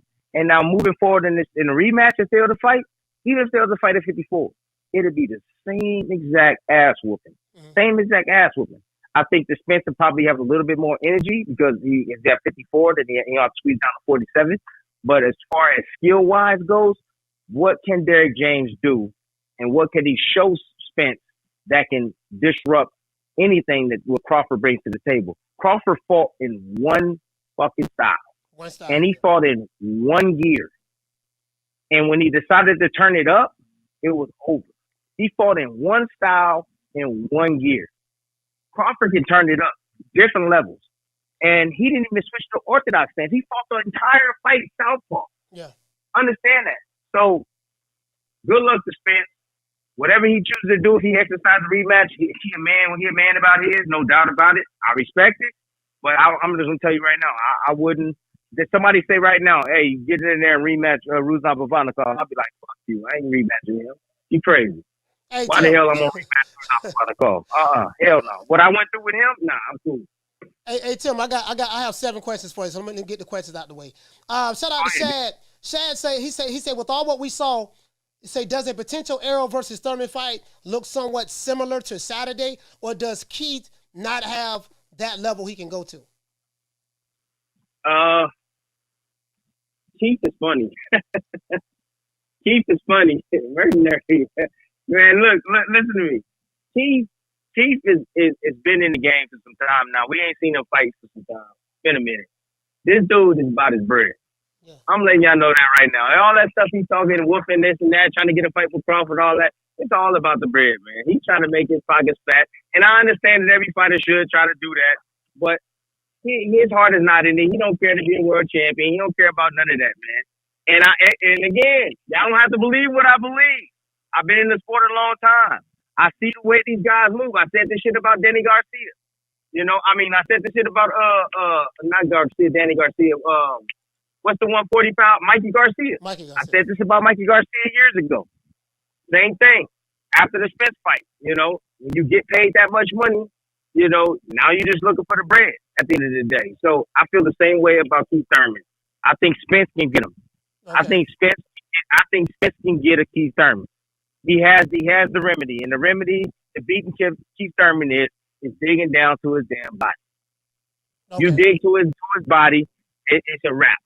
He don't like body shots, and there ain't nothing he can do about it. Yeah, that's true. Shout out to Raider Reaper. He said, in my opinion, Ennis will beat Spence too. He said 31-0 is better than 28-0. Okay. He said Crowley 20-0 versus Ortiz 19-0. Bud still got some competition at 47 to defend. No, Ortiz is not 47 anymore. But I got what you're saying though. Shout out to Guadacarlo. Guadacarlo, salute to you, fam. Let me see what you're saying. He said, hey Tim, what are your thoughts about Plant versus Jamal situation? I thought the situation was funny. Somebody sent it to me. I was dying laughing. He slapped the shit out of him. He slapped the shit out of my man, dog. Slapped his head off his neck. And then oh my God! But I heard it was warranted though, Coach. I heard it was warranted. Through the grapevine, they said it was warranted. I mean, the dude grabbed his face or something. He said they saying. I don't know how true that is. I didn't see any footage or whatever. Yeah.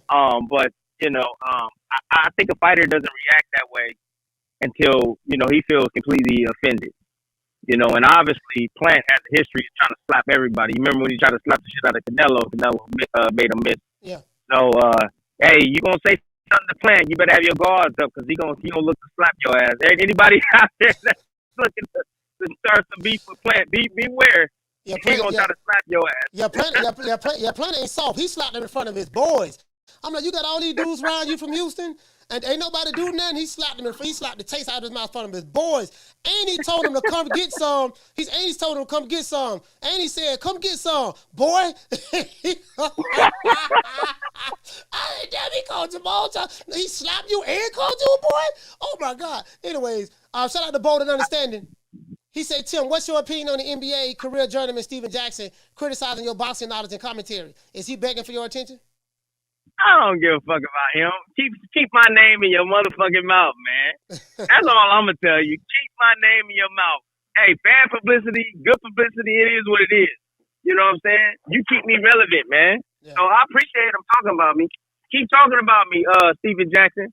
Keep saying your opinion, keep giving your opinion or whatever. But I can just tell you this: you don't know shit about boxing because you just straight up said that.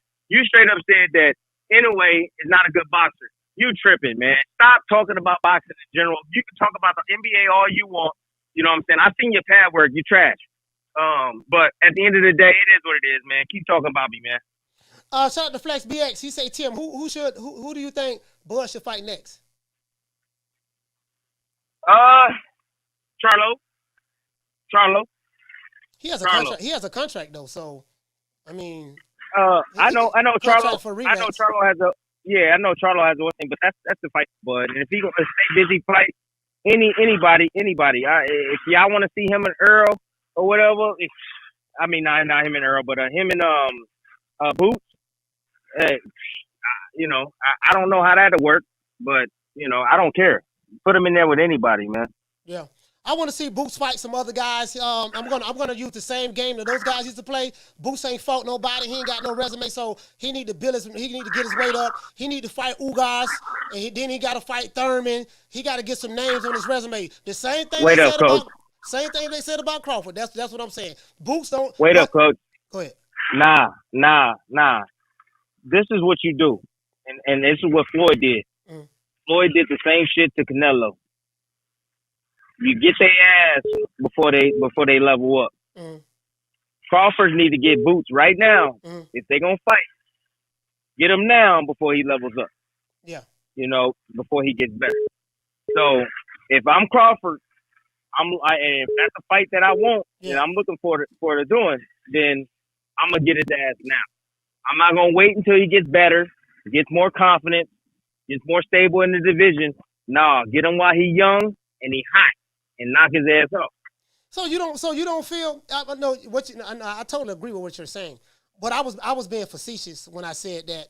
You know, because you know a lot of these guys. You know I was being facetious, but but no, I totally agree. You get him now, but all I was saying was no. We got to throw these same words back at him. Well, he ain't fought nobody. Cause they like to throw roadblocks and put barriers for the reasons why fights shouldn't happen versus building bridges for why fights should happen.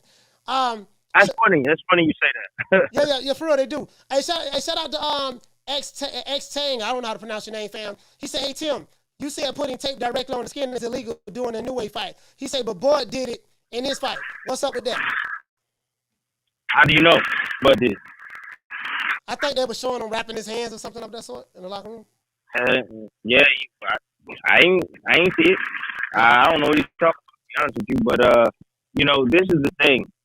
When I was fighting in Vegas at the time, and the rules maybe have changed. I don't know. I don't think the rules have changed. Maybe they have. But the thing is, but when I was fighting, they wouldn't allow me to put tape directly on the skin. I had to do a layer of gauze before I could put the tape over. And they allow you to do one around. So you go around the wrist one time, go around the wrist another time, go around the wrist, a couple times around the wrist, and then they allow you to go around the thumb, back underneath, and then across, and that's it. They don't allow you to keep stacking and keep going around and keep going. No, they don't allow you to do that. So maybe that's what you saw with Bud. Maybe you didn't see because white tape and white you saw the white and white gauze. That's all they showed. They showed the little white tape when he first, because Bud wrapped his own hands. And the thing is, I think either Derek James or Errol Spence people was right there watching him. So if there was an issue, his people would have said something. So Derek James people were there. So I guess that's another conspiracy as well. Tim, I listen, man. I know you're doing yard work. What say you about, you know, just overall the state of boxing right now as it relates to the welterweight division, the 154-pound division? You know, what say you about that? Now that Virgil Ortiz has moved up to 154, Crawford and Spence, it looks like they're going to move up to 154. You know, I think the weight cut is probably rough on both of those guys. I'm anticipating a rematch with Crawford and Spence. I would like to see a rematch. I'm in the minority of Spence. You know, for those who say he's weight drained, okay, cool. Let them do another rematch at 154, and then if Bud beats him again, what will be the excuse then? I want to remove all doubts. So I want to see that rematch. Terence Crawford, Errol Spence, that's just my opinion. See them again at 154 pounds. If Spence his man down, he's big fish. You know, I know he like to step. So if he in December, as long as the PBC doctors or whoever it may be clear him to fight, I want to see that fight again at 154. How do you feel about that?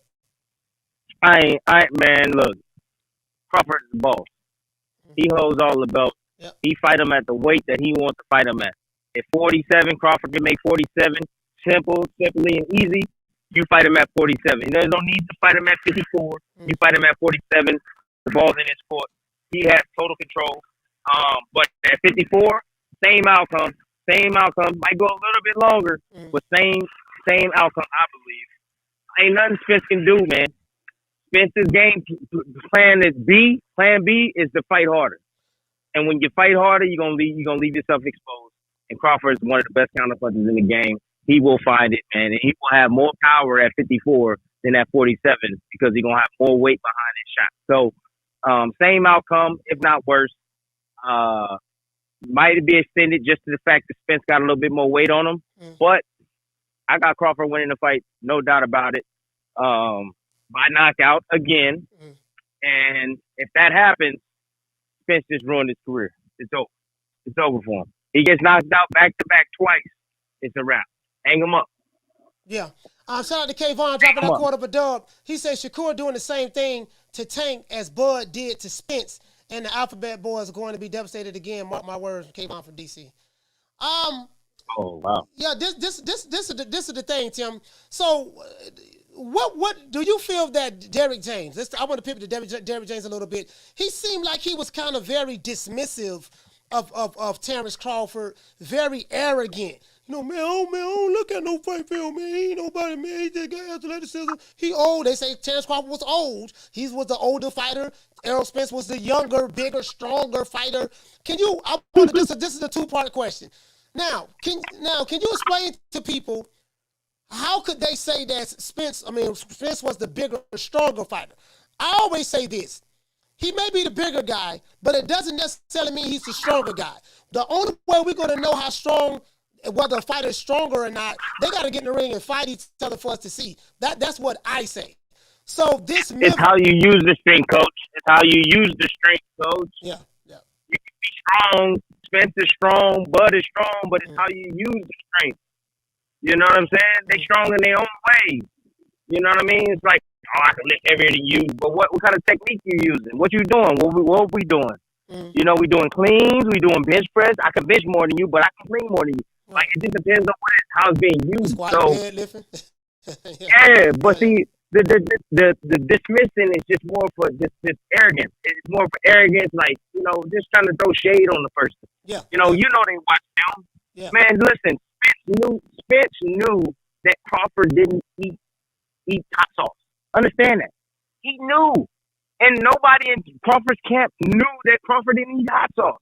So if he fucking knows that, you know he knows Terence Crawford has seen him and follow him. And nothing gets past Spence's nose. Check this out. Nothing gets past his nose.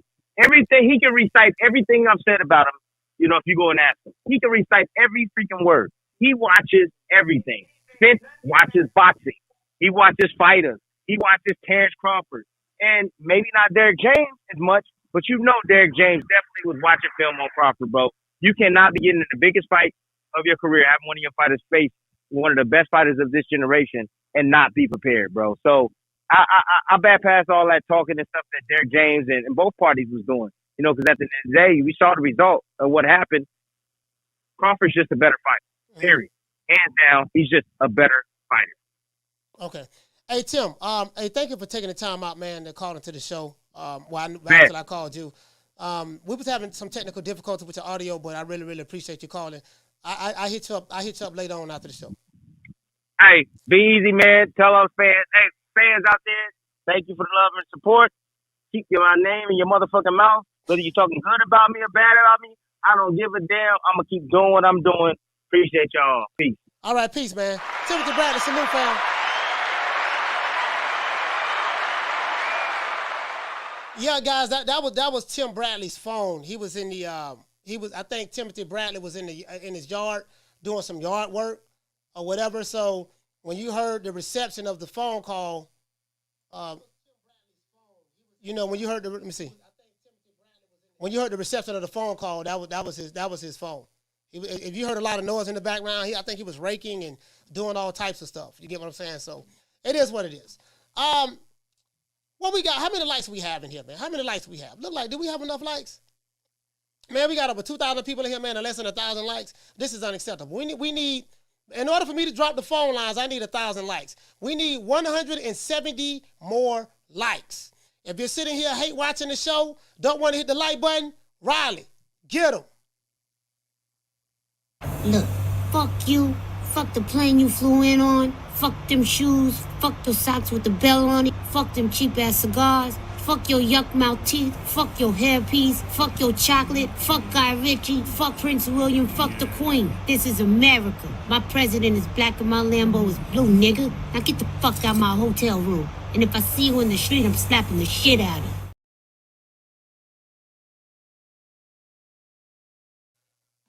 Now, what I want to talk about, pivot a little bit. I want to address my haters right quick. You know, I had to do it on Twitter. I got a dude on Twitter calling me coon. Another dude created a fake dummy account from Australia, saying that what he gonna do, this and that, yada yada yada yada, blah, this, such. You know, I don't give a fuck about you niggas. I don't. I swear to God, I don't, bro. Just keep watching me, nigga. Keep watching me. Just keep watching me. That's all I want you to do. Just keep watching. These niggas who hate me, y'all, some of these niggas, some of my biggest fans. They are. Trust me, they are. Once we get to 1,000 likes, phone lines will be open. These guys are light work to me, very light work. Hottest boxing podcast in the land is here. Please share this live, share this video. Tell a friend and tell a friend and tell another friend what time of TI is. We need 70 more likes. Once we get to 70 more likes, we will be opening it up. Right now, we do know there's a plethora of Wakanda niggas and motherfucking alphabet boys and Errolsexuals. There's a plethora of you guys crying right now.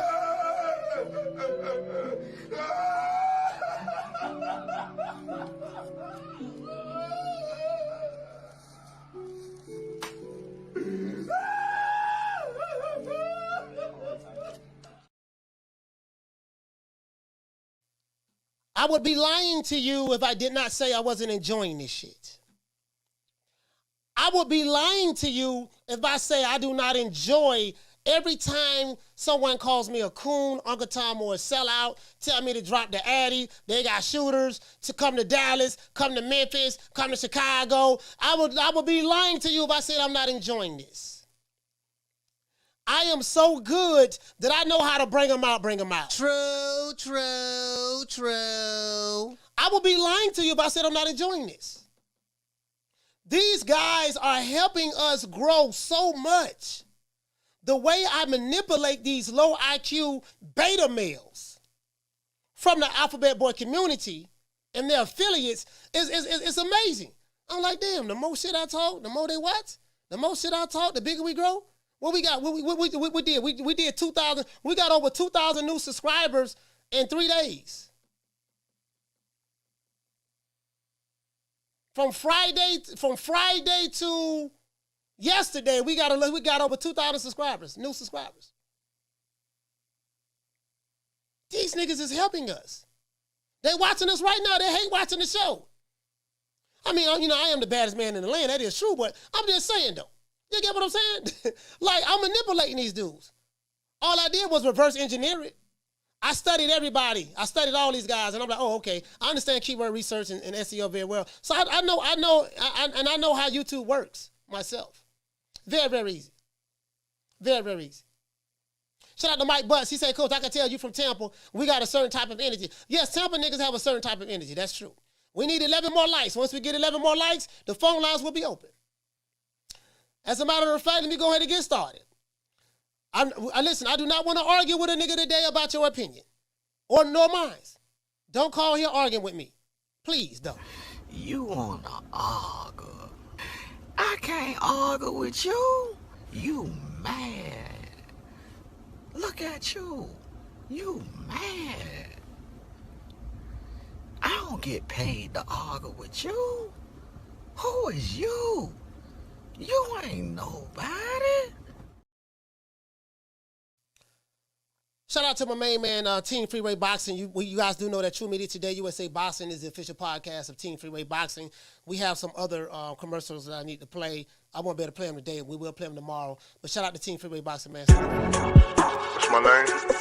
My name is nobody, and I don't live nowhere, and I don't know nothing. I don't know because I know that you gon' tell God on Jesus, kiss a Judas, silver pieces, monkeys acting in the monkey show. Gangsta monster killer, silverback. Where is your rap sheet? And the truth never explains. Moving fast, thinking slow. Dummy clown, silly Billy, need a hug. Thugs on drugs, monkeys acting in the monkey show. That's all it is. Just send them all over here to me. Just send them over here to me. Please send them to me. I feed off their energy. I need those guys. I really do. Phone lines is open, man. 530-494-9636. You want to talk some shit? Call me. Start some shit, bitch. Sup, fool? You gonna talk shit about me, homie? Where you from? Hundreds of niggas is waiting for your motherfucking call, and they all talking shit about you right now. Call the coach at 530-494-9636. We waiting on your bitch ass. And to the nigga who called here yesterday with a no-caller ID but hung the phone up and answered the phone, listen, if you're going to be an internet gangster, be a good internet gangster. Say it with your chest. Yo, nigga, what's up, nigga? Drop the Addy. Come to Dallas. I can show it to you. Nigga told me to come to Dallas. Nigga told me to come. Hey, part of the whole city of Dallas, man, right? God damn, I hate that whole ass nigga, dog. I hate that whole ass nigga, dog. Cooch ass nigga, dog. I swear to God, I tell that nigga to come to Dallas. I mean, you know, if you really own that shit, just bring your ass to Tampa, Florida. Shit, that's all you got to do. Might not turn out the way you want it to turn out, but hey, it is. Caller, what's your name? Where you calling from? What's up, bro? This is Vic from Woodbridge, Virginia. I'm a big fan of the show. I never got a chance to call in, but this is awesome that I got through the first time. You said your name is Vic from Virginia? Yeah, Vic from Virginia. Okay. All right, your phone sound kind of distant, but that's okay. We'll try to work through it. Go ahead. How about now? I had to come off Bluetooth. How about now? Yeah, you sound a whole lot better. Okay, cool. First of all, bro, your show is amazing because you tell the truth. That's the bottom line. I'm excited that the truth happened.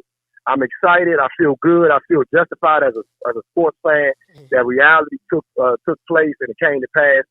Terence Crawford was always better than Errol Spence. He's a smarter boxer, quicker, more durable. He hit harder. He uses his boxing. He's high boxing intelligence IQ. And he was never, Terence ain't one for the talking. Terence is a former street guy, and real street guys don't do a lot of talking. He just has great athleticism to go with that mentality. And he exposed not only Errol Spence as a boxer, just when you call it just from sports alone, but what he also exposed was all the haters and the unjustified, unadulterated haters that came off through all across YouTube that just did not like him. They talked about his family. They talked about his character. They talked about his competition, his level of competition. They talked about his trainers. They were talking about everything that had nothing to do with the sport. And when it came down to the sport, they were massacred as fanboys. They were massacred as casual boxing fans. It had nothing to do with punch and don't get punched. It had nothing to do with turn, hook, uppercut, body shot, clinch, fight on the inside. It had nothing to do with that. It had everything to do with. Yeah, they didn't have a boxing criteria. It was personal to them for whatever the reason. I have no idea. It was personal to them. Yeah, that's what you've been saying for months. That's what was bothering me. Like, why do you all not like him? Is it because he's dark skinned? Is it because Errol Spence is on the media train, the market media train, because he has all of these organizations and media machines behind him, and Terence Crawford doesn't fit that? What is the reason that you all are pulling out of your loins this hate and this dislike for him? But it's irrelevant now because he beat the brakes off of all narratives and everything was in front of him for the past 10 fights. He's 40-0, 32 knockouts, 31 knockouts, 32 knockouts, excuse me. He is the pure, unadulterated top dog of combat sports. All right. Period. All right. Hey, Vic from Virginia, salute, fam. Thank you for calling the show, sir. Thank you, brother. First time No calling. problem. I appreciate you. Yeah, I'm gonna let everybody pop their stuff, man. Y'all pop y'all stuff, man. Caller, what's your name? Where you calling from? This is ASAP from Detroit. You sound like you far away in the hallway or something. Do you have me on speakerphone? No. Hold on. Can you hear me now? Yeah, I can hear a little bit better. What's your name again, sir? ASAP. ASAP from Detroit. Talk to me. Yes, Coach, just like you, ever since they've been trying to build this fight up from last year and they wasn't able to get it done, I've been telling these Spence fans, I said, I don't know why y'all think Terence Crawford just go stand in front of Spence and just let him just pound away on him. I told him, I said, he go catch Spence lunging and he go pop him and drop him. I said he was supposed to drop him a couple times in this fight. It's not finished. What happened the very first knockdown? He caught Spence lunging and he dropped him. And it just got real ugly from there. Okay. Well, shout out to that's ASAP. That's all I can say. So. All right, shout out to ASAP from Detroit. Salute, fam.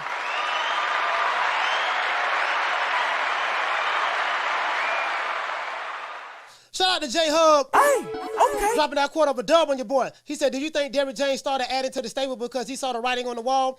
I mean, J-Hub, to be honest with you, my brother, I have no idea. You know, I think the more fighters Derrick James have, the more money he makes. So I think that's what it is. And the more fighters he have, the more money he can make. So, you know, that's why I think he did it, to be fair. Down from the bar, there's a platform stage. People pimping, sharp as razor blades. Caller, what's your name when you calling from? Well, good, Coach. This is the Boxing 206 in Seattle. Okay, what's your name again? This is the Boxing Historian 206 from Seattle. Okay, Boxing Historian 206. Talk to me, fam.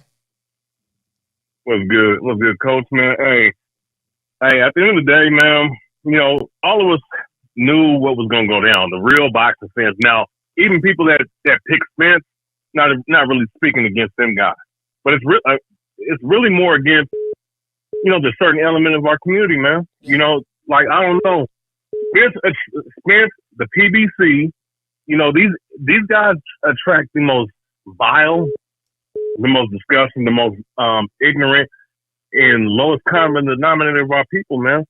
And what this fight proved to me was that some of our people need to fucking go, man.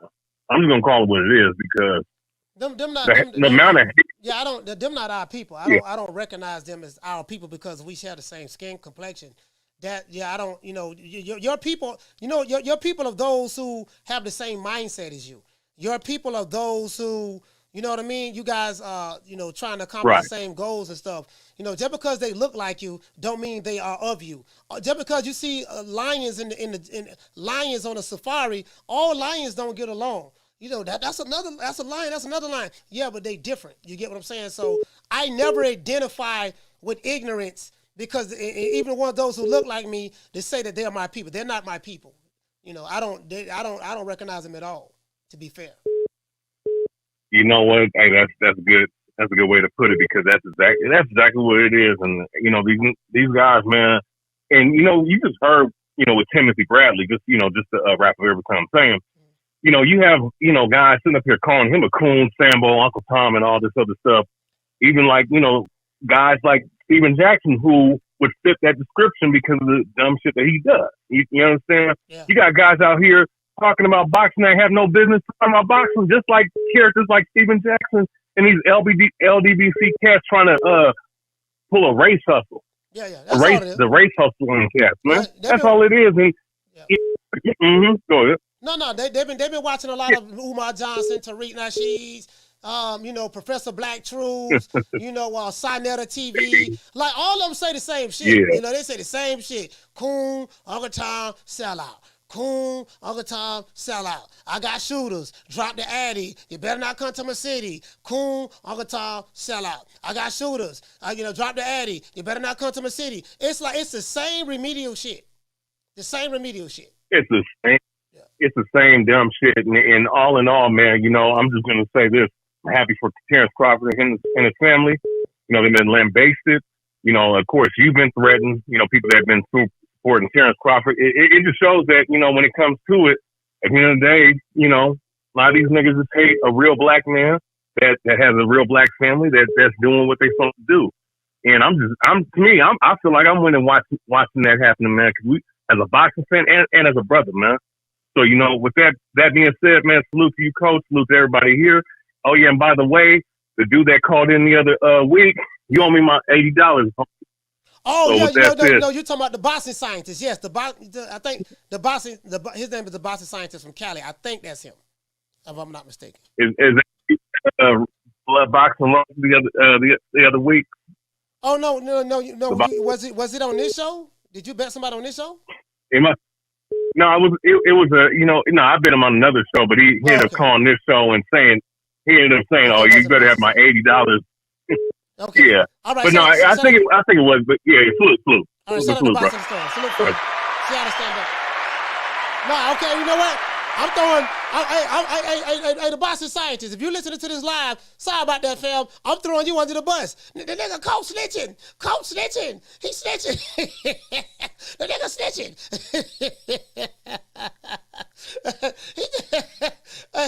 I'm like, hey, look, man. If you bet somebody, pay your debts, dog. I do not like people who bet and don't pay their debts. That's why I tell people, I'm like, dog, I ain't betting nobody online, man. If you don't send the cash app up front, I'm not betting you because if you don't send the cash app up front, I'm not betting you, man, because these dudes online, boy, they will not pay. They bet on air. Now, if they win, they're going to be stalking you everywhere you go. Caller, what's your name and you calling from? GX, I'm calling from Philadelphia, Pennsylvania. Rick, you sound very, very muffled, fam. I can barely hear you. Can you hear me? You can? All right, I can hear you a little bit better now. All right. I'm ZX from Philadelphia, Pennsylvania. Okay. I want to touch on a couple of things. All right. First of all, I don't think that Ennis Jaren deserves a shot at Crawford right now. He got to earn that. I'd like to see him fight Thurman or somebody. He can't just shoot straight to the man at the top. That's just me, and I'm a Philly dude. I love Ennis, and he's a good young man. Yep. Nice prospect. He got next, but it's not time yet. I think Bud might damage him. Second of all, I keep hearing about this fake doctor. I don't know who this guy is. Have you heard about it? The fake doctor? Yeah, I saw a video. Doctor, hey, listen, this is the crazy part about it. This is not Errol Spence's doctor. Right. This is someone who says he's a doctor. I think he was on BDA's channel. Yeah. He did a whole presentation. Yes, the neurological damage with this and the arthritis that's in the left knee that's triggering nerve damage on the right side of the brain. And then it's a beautiful presentation because it adds to the conspiracy theorists and excuse and stuff like that. Right. And just give Bud his prop. But my problem is why there wasn't a presentation prior? Like why? You get what I'm saying? Okay, well, after the fact. Before it was the car accident. Before the fight, he was the bone collector, the eye collector. I'm gonna put him in the dirt. I'm gonna put him in the dirt. I'm gonna beat Bud like he Kunta Kinte. It was all of that before the ass whooping. After the ass whooping, neurological damage. I'm not the same since the car accident. He blind in his right eye. His baby mama ain't bow-legged. Yeah. His cousin knock-kneed. You know what I mean? He was smoking weed. And before he walked in the ring, Terence Crawford had egg weights in his gloves. It's like, come on, man. Yeah. The Illuminati. Anything other than giving Bud is props. You gotta just look. He's bad. The boy's bad, and you want me to tell you who Bud remind me of? Sweet Pea. Sweet Pea was a bad dude, man. Back in the day, Sweet Pea put it on you. Sweet Pea, one of my favorite fighters, but they have different styles. Different styles. Yeah, go ahead. Yeah, very, very different styles. But I'm saying Sweet Pea was a bad dude. You know what I'm saying? Yeah. All right, but I got other callers calling in. All right. Hey, thank you, brother. Let me get one more. Let me throw one more out there. All right. Now we did the doctor. We did Floyd Mayweather. talking about coming back because he done lost some money on the fight. Okay. All right, but shout out to what's say VX from Philly. Salute, fam.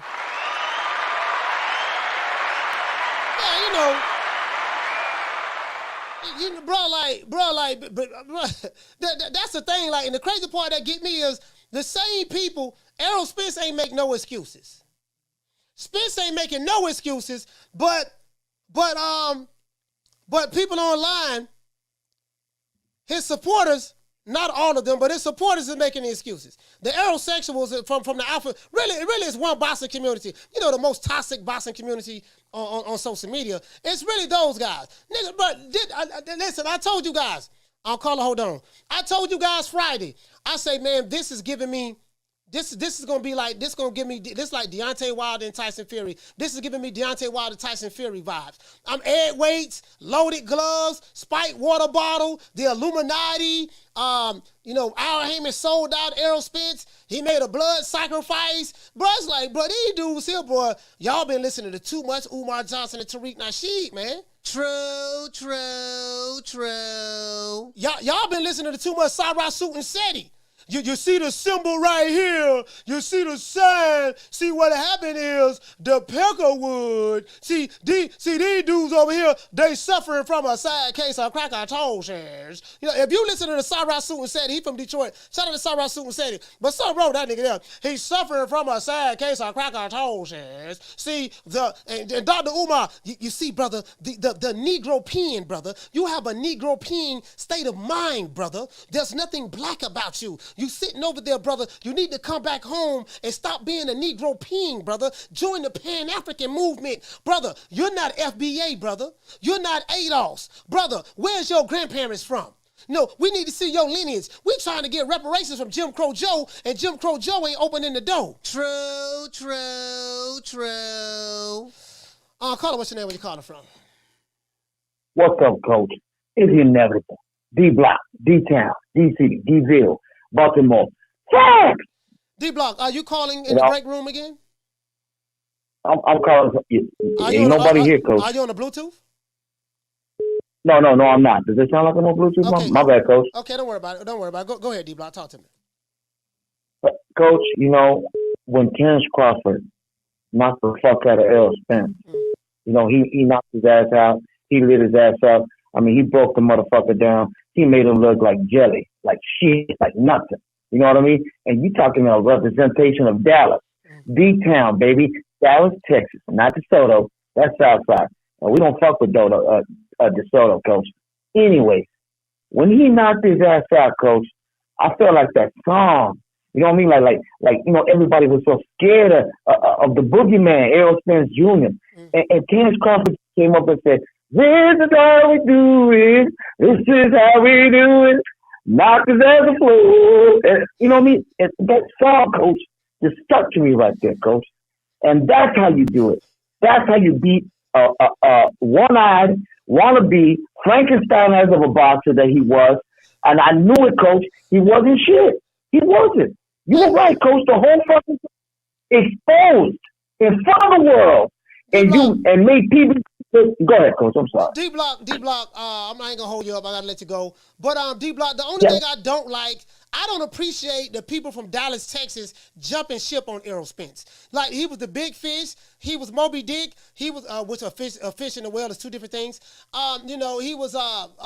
He was gonna break Crawford like Kunta Kinte, and now and then I saw people online. They look like they want to jump, commit suicide. Dudes shutting down their YouTube channels, and I'm like, dude, Dallas, Texas, y'all hanging there with your mans.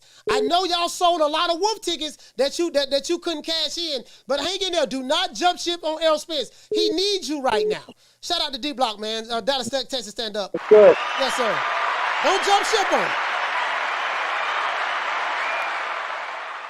Y'all so fickle. Y'all so fit. They jumping ship quick now. Yeah, you know, not they were talking about Boots. I even hear some of them talking about they you know, I always fit Crawford. I always like Crawford. Crawford was always good. That's all I'm saying, man. I don't know. You got a I hate Terence Crawford. Carla, hold on. You got a I hate Terence Crawford YouTube channel. You've been spewing hate about Crawford for 5 years, and as soon as you get hit across the back with the whip like Toby, you know, okay, I'm sorry. Please, I'm sorry. Like even, and listen, as soon as Crawford win, Ellie suck a nigga nutsack, had his knee pads on, he had his KY jelly, he had his cocoa butter, he had his baby oil, he had his chapstick. He was ready to give awesome the jump on Team Crawford team. Bud had to stop him. He said, Ellie, you've been hating so much with your little retarded ass, always hating this and that. And once he saw that the knee pads and the KY jelly wasn't gonna work with Bud, now you know he got to run back to the PBC. Caller, what's the name you calling from? Hey, what's up, Coach? This is Jaquan from Atlanta, fam. What's going on? Shaquan from Atlanta, talk to me. Hey, man, not too much to talk about. As we all seen what took place this weekend, I was going for Terence Crawford, so, you know what I'm saying, I got that platform to talk my shit, so I'm going to do just that. But I'm gonna try my best to talk about shit that most people haven't been talking about, which is, you know, the fantasy that is Errol Spence Jr. This is for the Spence fans, and it's a lot of shit going on right now, and the reality hasn't set in for a lot of people, which is why you're hearing all these excuses. They making excuses for a man who is not giving excuses. But the thing about it is, what Spence fans ultimately fell in love with was the fantasy that was Errol Spence. Errol Spence is basically, he's a prideful fighter, okay? He fights with a lot of pride. A lot of people would say it's heart, but that's not heart, that's pride. The reason why it's pride is because when you have developed or been built up to a point where you got all the best slogans, the man downs, the big fishes, all those kind of accolades, those slogans that most people would attach themselves to, you know, car accidents that you bounce back from, and not to saying he ain't give all the glory to God for that, because in order for anyone to survive anything like that, they got to have a higher power on their hands. Right. So with that being said, bouncing back from all of that to still maintain, you know, his credibility, to still maintain, you know, his work ethic, all that kind of different stuff, that's bigger than him. But the difference about it is when you talk about Errol Spence, when you talk about, or the professionals, people outside of the fan base, people that actually fight, you know, the Roy Joneses, the Antonio Tarvers, hell, even Mike Tyson tried to tell people who and how this fight was going to end. But the thing was, everybody was so built on the hype about this brother who takes no tune-ups, who doesn't prepare himself correctly with his trainer. Because like I said, I'm not trying to downgrade Derek James completely, but he does deserve some fault. Now, I do disagree with Tim Bradley. He was on a little bit earlier, and he said that he knows that Derek James studies film. I've seen All Access, just like some of y'all that was watching this on the build-up. Derek James told and said that he doesn't watch boxing. Yeah. That let me know that he wasn't necessarily preparing for a Terence Crawford. Who the fuck can at this point? So I wanted to wrap it up, but go ahead. Okay, yeah. I'll say this and I'll be going. But it's right now you got a lot of conspiracies going on. You got a lot of dumb shit that's coming out. And this is just the effects of a lot of people not understanding what they believed in and what they can't believe in anymore. Because Spence is not coming back the same way he was. He got a boxing wake-up actual. And it's not going to come back the same, because everything that he has to do now is unlike the things that he had to do in the past. So that's all I got to say. Right, shout out to you. Shout out to the chat. I'm out. All right, let me get the super chats out the way. Shout out to Sid Smith dropping that $2 super chat. He said, Coach, who you got? Floyd versus Crawford. That's a fantasy match. I don't really like to entertain fantasy matches because there's really no right answer. I'll say this. I like Crawford versus the 147-pound Floyd Mayweather. Anything before 147 pounds, I like Floyd. I hope that answered your question, fam. Shout out to Thomas. I'm dropping that quarter of a dub on your boy. He said, you seen the sucker title BFTB last video? Nah. He said, thank you, Errol. After all the crap he talked, that's the most bitch-ish I've ever heard. I mean, it is what it is. I mean, it's coming from a bitch. You know what I mean? So true. No, when you got a group of hoe niggas, what you expect from a hoe? You know what I mean? It's like a dude getting with a hoe, and then when you catch her being a hoe, you get mad that she was sleeping with somebody else. But nigga, you knew she was a hoe before you got with her. So, you know, it is what it is. So, I mean, that's what it is. That's what it is. Shout out to Yamis. He say Bud has a great win, and he can beat Floyd, laughing my behind off. Again, it depends on which version of Floyd you're talking about. I mean, everybody's entitled to their opinion. Everybody know that Pretty Boy Floyd was different from Money Mayweather. Money Mayweather was nowhere near as good as Pretty Boy Floyd. So, I mean, that's just my opinion, but I'm not going to argue about that. I mean, that's just everybody. That's why I say I don't like getting into fantasy matches. It's a fantasy match. It's a fantasy match. Man, shout out to CJ. CJ, what's going on, man? Good fella. That's my guy right here, man. Shout out to CJ. You know what I mean? So, hold on, guys. Shout out to CJ, man. Yeah, I just made CJ a mod. Hold on. I got 2 calls coming in at the same time. Caller, what's your name when you calling from? Hey, Coach. Bruce from New York. How are you? Bruce from New York. Talk to me, fam. Yeah, man. So you saw, I joined a little bit late, but I'm guessing you probably saw the BDA boxing skit with Dr. 805 and the whole brain, damage thing. Yeah, I saw the skit. I didn't see the show, but I did see the video that everybody's sharing around. What about it? Yeah, man. So, I mean, I saw that and I listened to the guy and it made sense, what he was saying and stuff. But then I thought to myself, okay, he kicked the shit out of Ugas, who just wiped the deck with Manny Pacquiao with no problem, busted his eye. They had to stop it. He took Garcia to the distance and practically thrashed him, and he was pretty much mint through both of those fights. So now there was no brain issues then. There was nothing worth mentioning then. But now he goes up against Crawford and, gets his ass handed to him. And all of a sudden, now he's got cognitive decline and all this stuff. And you know what? Let me tell you something right now. Even if it is a somewhat damaged Spence, Bud would have went through him like tissue paper even before the car accident. That's all I got to say. All right, shout out to Bruce from New York. Salute. I mean, it is what it is. I mean, right now it is what it is. So this reminds me of Deontay Wilder, Tyson Fury all over again. The Crawford Spence saga is Deontay Wilder, Tyson Fury all over again. As soon as Wilder lost to Fury in the second fight, I was like, the only thing is Errol Spence is not biting. It's not biting the cheese. He's not taking the bait. Errol Spence is not making any excuses. But a lot of those guys, the Errolsexuals are. Like what happens is when you find. Remember I told you guys about confirmation bias. When you have people who suffer from confirmation bias, caller, hold on. When you have people who suffer from confirmation bias, once they find information that goes totally against what they want to believe, no matter how true it is, what they do is they will reject that truthful information and they will find coping mechanisms to confirm what they already want to believe in order to deal with the trauma that they just witnessed. So what happens is, since the Errolsexuals and the Alphabet Boys are having a difficult time dealing with the reality of the situation, that their boy really is a good fighter, but he wasn't a great fighter, that their boy was everything that I said he was and others said he was. He's just a flat-footed, come-forward fighter. That guy wasn't the same after the accident, that he doesn't live the life of a boxer. He drinks, he hang out with rappers, he's kissing on boys, all that stuff there. Once the reality of that happened, you're going to break Crawford like Kunta Kinte. That didn't work. You say he's going to run through him. He's too big, he's too strong. Once they saw the outcome of that, it was a shock to their brain.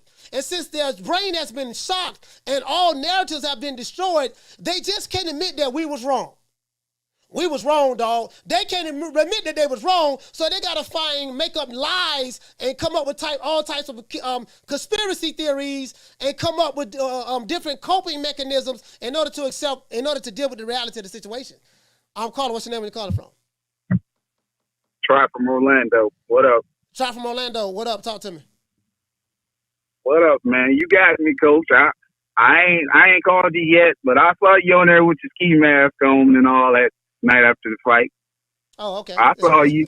Hey, no, for real.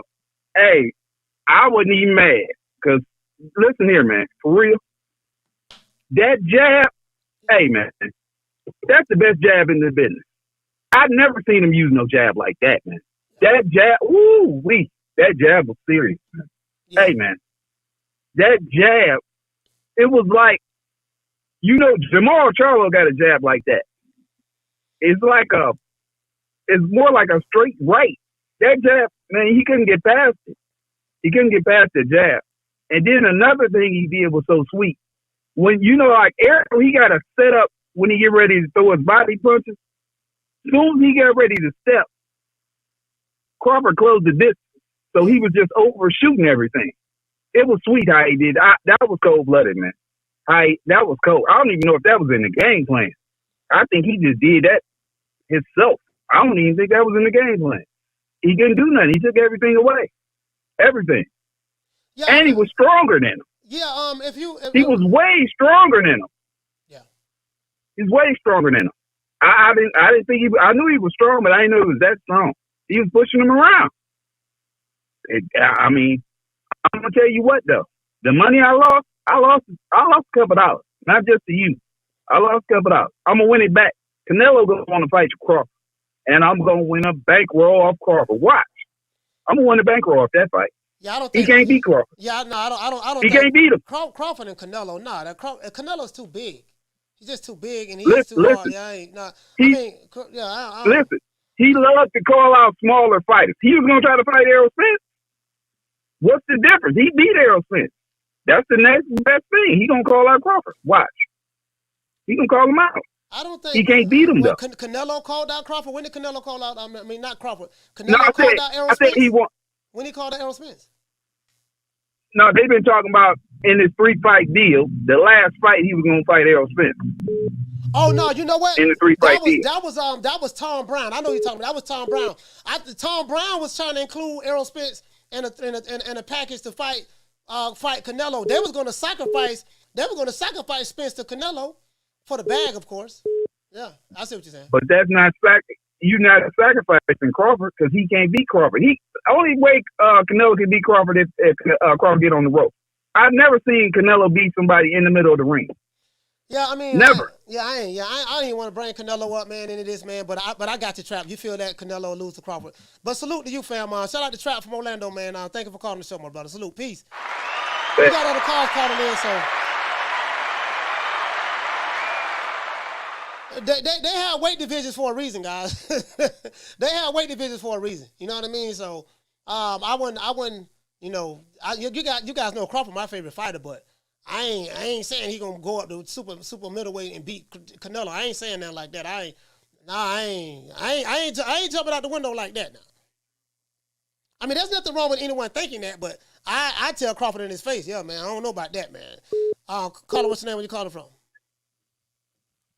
Adrian from Omaha, Nebraska. Adrian from Omaha, Nebraska. Talk to me.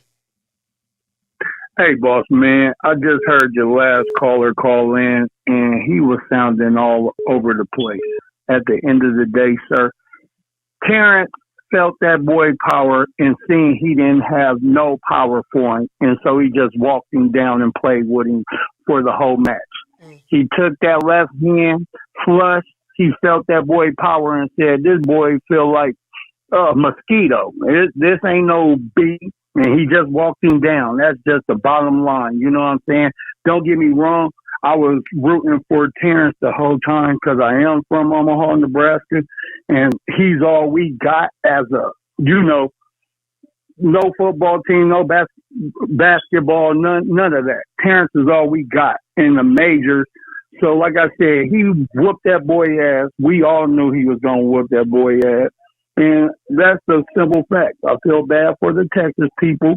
I'm sorry for Adrian Broner and all his little crew and Jamal Charlo, all the Charlo. But he going to walk down Charlo too. How Harrison beat Charlo ass, he going to whoop his ass too. Just watch and see, boss. All right. Shout out to Adrian from Omaha. Salute, fam. Yeah, It's like, you know, everybody everywhere. You know what I mean? We want to, all right, he fought the Dinobots. Now he got to fight King Kong. And then once he get through fighting King Kong, if he get by him, we want to see him fight Godzilla. Then once he get by Godzilla, he got to fight Mothra. Once he fight Mothra, then we want to see him fight. I mean, y'all be coming up with these fantasy matches. We want to see him fight Vegeta. After he fight Vegeta, we want to see him fight Ultra Instinct Goku. And once we fight him, then he got to fight Piccolo. And then he got to fight. Then he got to fight Bam Bam Bigelow. I'm like, well, god damn, y'all just be like, dude, they be throwing names up and for it's certain fighters though. It's certain fighters that get this because certain fighters get this kind of treatment. Like you get what I'm saying? There be certain fighters that get this kind of treatment. You know what I mean? Other fighters they not required to do any of these things. Caller, what's the name? Where you calling from? Jamie from New York. Jamie from New York. Talk to me. Coach, boy, I went back to work today, and I'm hearing all these excuses from Errol Spence fanboys, man. I'm like, loaded gloves, weight train. I'm like, dude. His weight class is 147. What are you talking about weight train? You know what I mean? If that was the case, drop the belt and move on. But the thing is, all you got to do is, accept the fact that Broad is better. He's way better. You know what I'm saying? Give the man his roses, man. And that's it. And his credit. He's been around for a while. He's been putting in the work. Let's give Broad credit, man. He's awesome. He's great. You know what I'm saying? And he deserves all the glory. I hear a lot of noise outside. You outside? Well, shout out to all right, Coach. Shout out to Jamie. Salute. That's what Coach.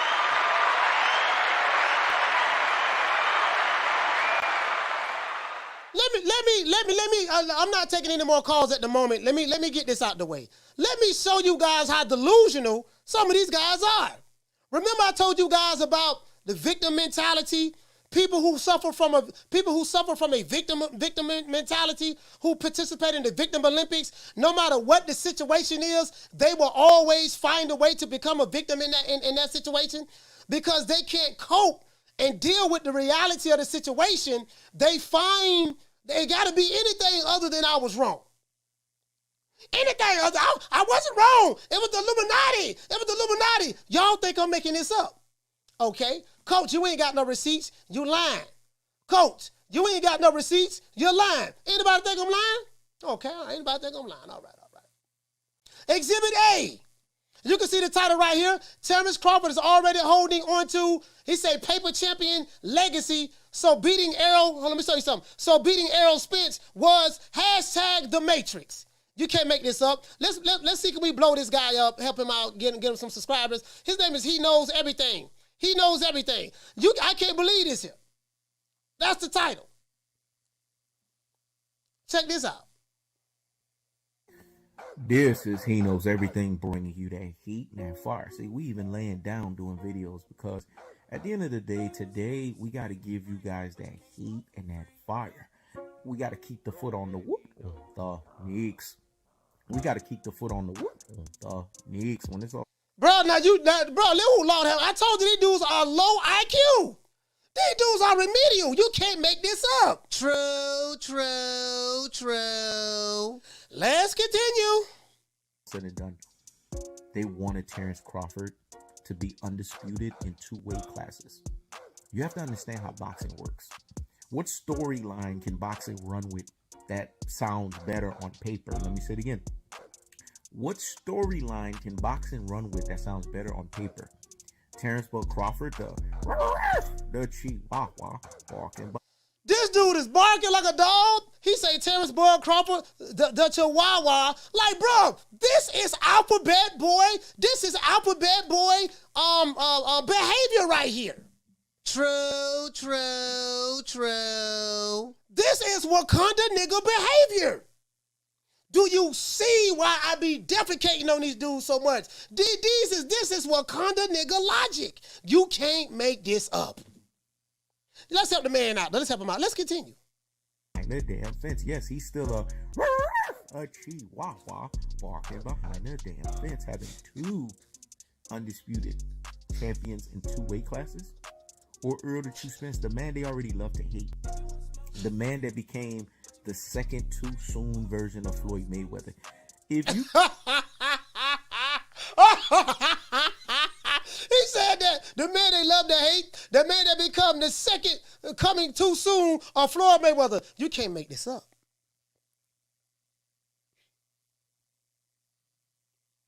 You see how easy this is for me? No, like do you see how easy it is for me? This is alphabet boy. This is alphabet boy logic. This is Errolsexual logic. This is Wakanda nigga magic at its finest. True. I can tell you who his favorite channels is right now. Chump Side, Jabba the Hut, all of the alphabet boy community, Shego, Fagnon, Doodoo Brown, whole money. True. Manager Farty, ETB, like literally, like you could, it's the same group. It's the same group. Let's continue. Make an example of this. This is like Kobe Bryant when Kobe Bryant lost to the Boston Celtics in 08. The NBA wanted to humble Kobe. So they had Kobe lose in 08 and they had Kobe lose in 04 against the Detroit Pistons because they didn't want that second Michael Jordan. Oh my God. You can't make this up. Wakanda nigga logic. Instead of saying, you know what, dog, I was wrong, man, Terence Crawford was a better fighter, he has to find coping mechanisms. He has to find hey, Bossy Jims, he has to find coping mechanisms for revolution. And he got to find coping mechanisms in order to deal with the reality of the situation. These are the people who call me threatening me. These are the people who send me gun emojis in chats on Instagram and Twitter. These are the people who send me death threats via email. These are the same group of people. True. Yeah, y'all think I be tripping. Why do you think I clown these dudes every day? This is too fun. I'm having fun with this. This is the same people who believe that Tyson Fury had 3.5 pound egg weights in his gloves when he knocked out Deontay Wilder. True.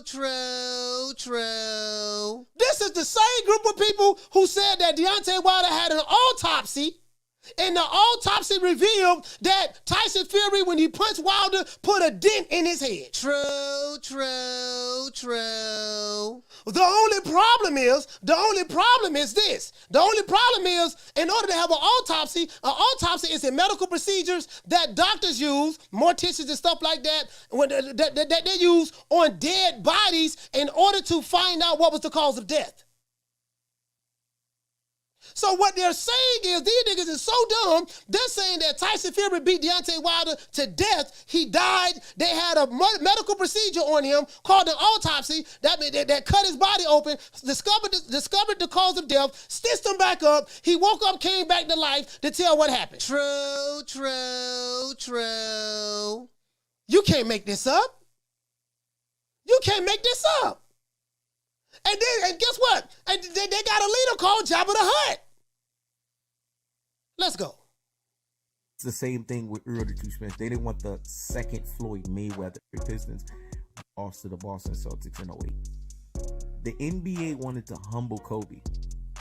So they had Kobe lose in 08 and they had Kobe lose in 04 against the Detroit Pistons because they didn't want that second Michael Jordan.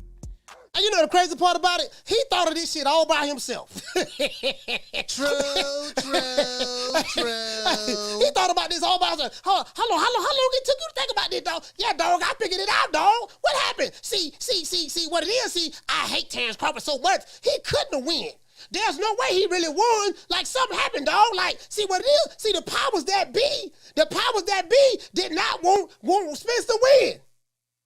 He made it like he literally thought of this all by himself. Let's continue. It's the same thing with Errol Spence. They didn't want the second Floyd Mayweather. See, this smells and it reeks like this all along. Everyone knows the Terence Crawford era is bullshit and fuck shit. Let me say it. You heard what he said? Everyone knows that the Terence Crawford era is BS and FS. Let's hear that one more time. Again, the Terence Crawford era is bullshit and fuck shit. Nobody's calling for no Terence Crawford era. It doesn't even sound right. The era that sounds right is Errol the Truth Spence era. See, when you you can't make this up. True. Bruh, I told you. Y'all think I just be laughing and joking. No, these dudes are remedial. They slow. They hate Crawford so much that before he give the man credit, he said, oh, bro, you know, they don't even sound right. Like in his mind, in his Errolsexual brain, in his Errolsexual little peanut brain, he have came up with this. Check this out. Check this out. Look at this right here. Look at this right here. Let's look at this right here. He got hashtag classic, hashtag the matrix, hashtag illusion, hashtag behaviors. This is what he said. They had to validate the paper champion in Terence Crawford, who was already holding on to hashtag smoke and mirrors, dear caught in the headlights legacy to humble Errol Spence for his sanctioning body remarks. True. He thought of this all by himself. He thought of this all by himself. Now, where he got that from? Doesn't it sound like something that Alphabet Boys would say? Doesn't it sound like something that Doodoo Brown would say? Doesn't it sound like something that Whole Money would say? Doesn't it sound like something that ETB and all of the Errolsexual YouTube channels would say? Doesn't it sound like something that Boss and Shego, Jabba the Hut would say, and the entire Alphabet Boy community? This is Alphabet Boy music. This is Alphabet Boy logic. True. You can't make this up. Spence era, it sounds truthful like his name, the truth. It doesn't even sound right. Book Crawford era is bullshit and fuck shit. Let me say it again. The Terence Book Crawford era is bullshit and fuck shit. Nobody's calling the Terence Book Crawford era. It doesn't even sound right. Don't sound right, okay. The era that sounds right is Earl the Truth Spence era. Okay. So when you say Spence era, it sounds truthful like his name, the truth.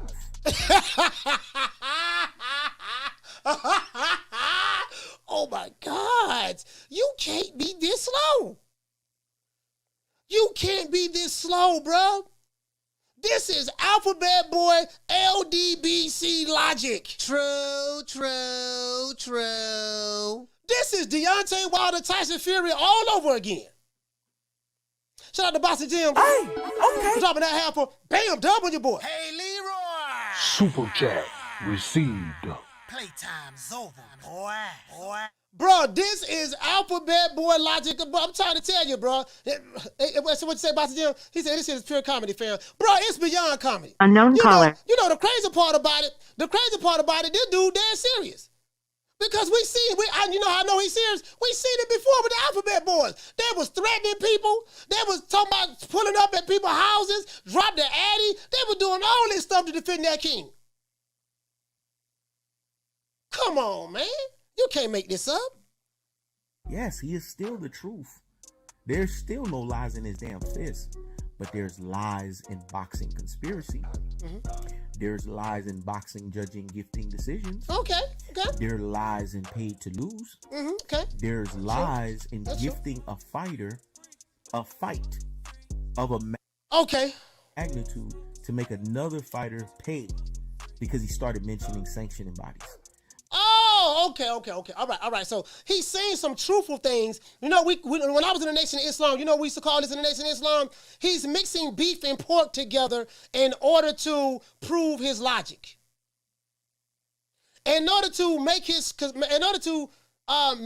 narrative make sense and prove his logic, he's mixing beef and pork together. He's taking familiar things that we know that go on in the sport of boxing and tying it into his conspiracy theory in order to support his claim. True. You can't make this up.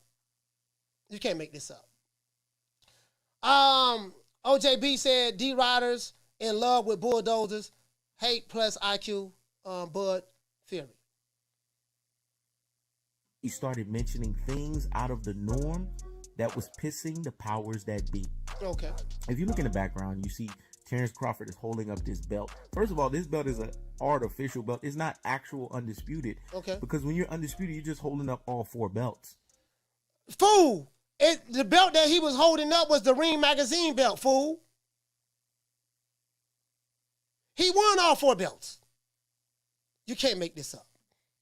See, they had to create a new dichotomy. They had to create a new cockamamie for this guy because he is a dichotomy and he's a cockamamie boxer. They had to prop him up. Terence Crawford is still smoking mirrors. Nothing about Terence Crawford is real. This is a matrix. This is an illusion. Okay, this is a matrix and an illusion. I don't hurt enough. This dude here is too dumb. Let's give this dumbass nigga a round of applause. True.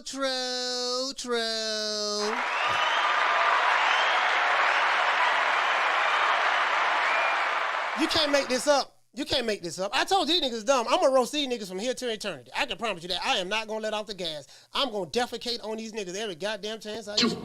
Don't ever forget, when I found you, you was strung out on coke. When I found you, you was like a big house, contemplating about killing yourself. So don't you ever forget who brought you to Big Time Box. I drugged you back. I brought you back. I provided food and put food on your table for your family to eat. And I'm doing it for the second time. So don't you ever forget that. Carl, what's your name? Where you calling from? Yo, Coach, this Mason, man. What's going on? Flint, Michigan in this bitch. Mason from Flint, talk to me.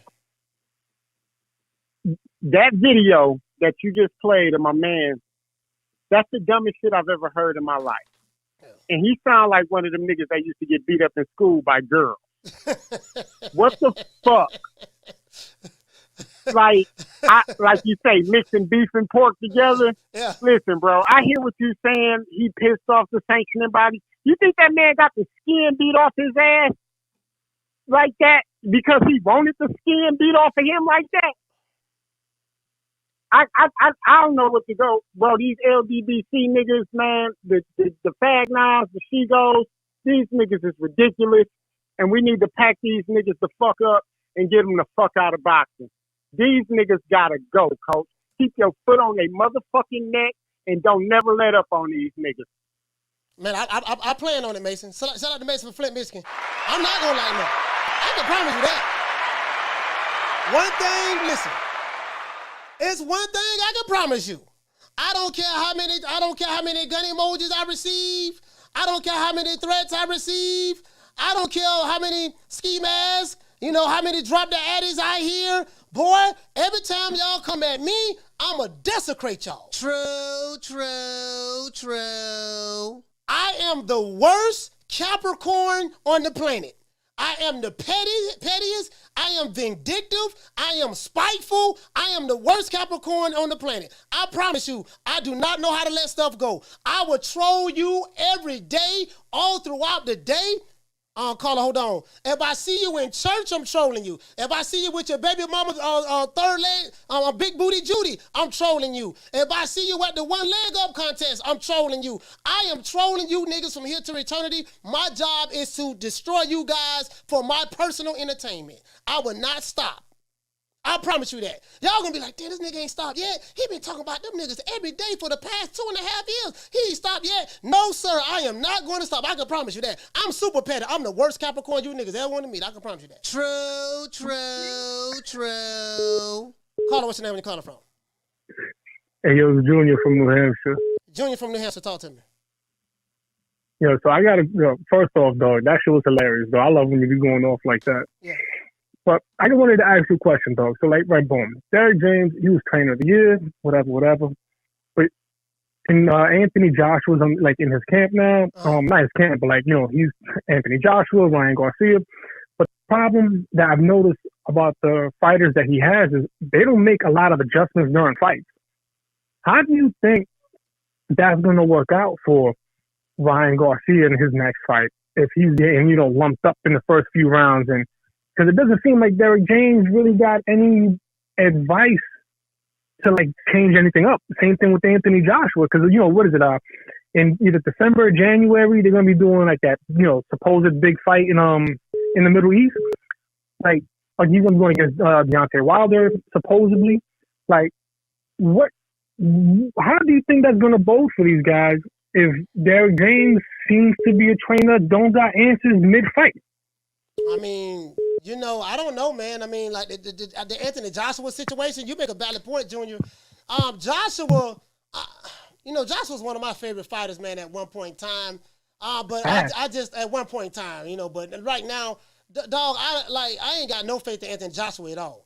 And you know, so not at all, man. Like Anthony Joshua he's just so passive. He got gun shy after fucking. His eyes look very wide and bright when he's boxing now. Like he's afraid to engage. Like when you hear him in interviews, he just sounds like, you know, like he done made a lot of money.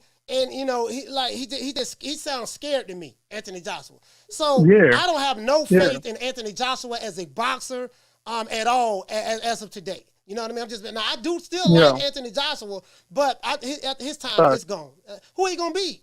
He's not gonna beat Usyk. We already know that. He damn sure ain't gonna beat. Well, no, 100%. He ain't gonna beat Tyson Fury because Tyson Fury have that dog. I don't like Tyson Fury, by the way. But one thing I would not do, I would not take anything away from Tyson Fury. Tyson Fury got that dog in him when it comes to boxing, and I just think from a mindset, skill set standpoint, Fury's gonna be too much for him. So him and Deontay Wilder, that's a 50-50 fight. I think Wilder has more heart than Anthony Joshua myself.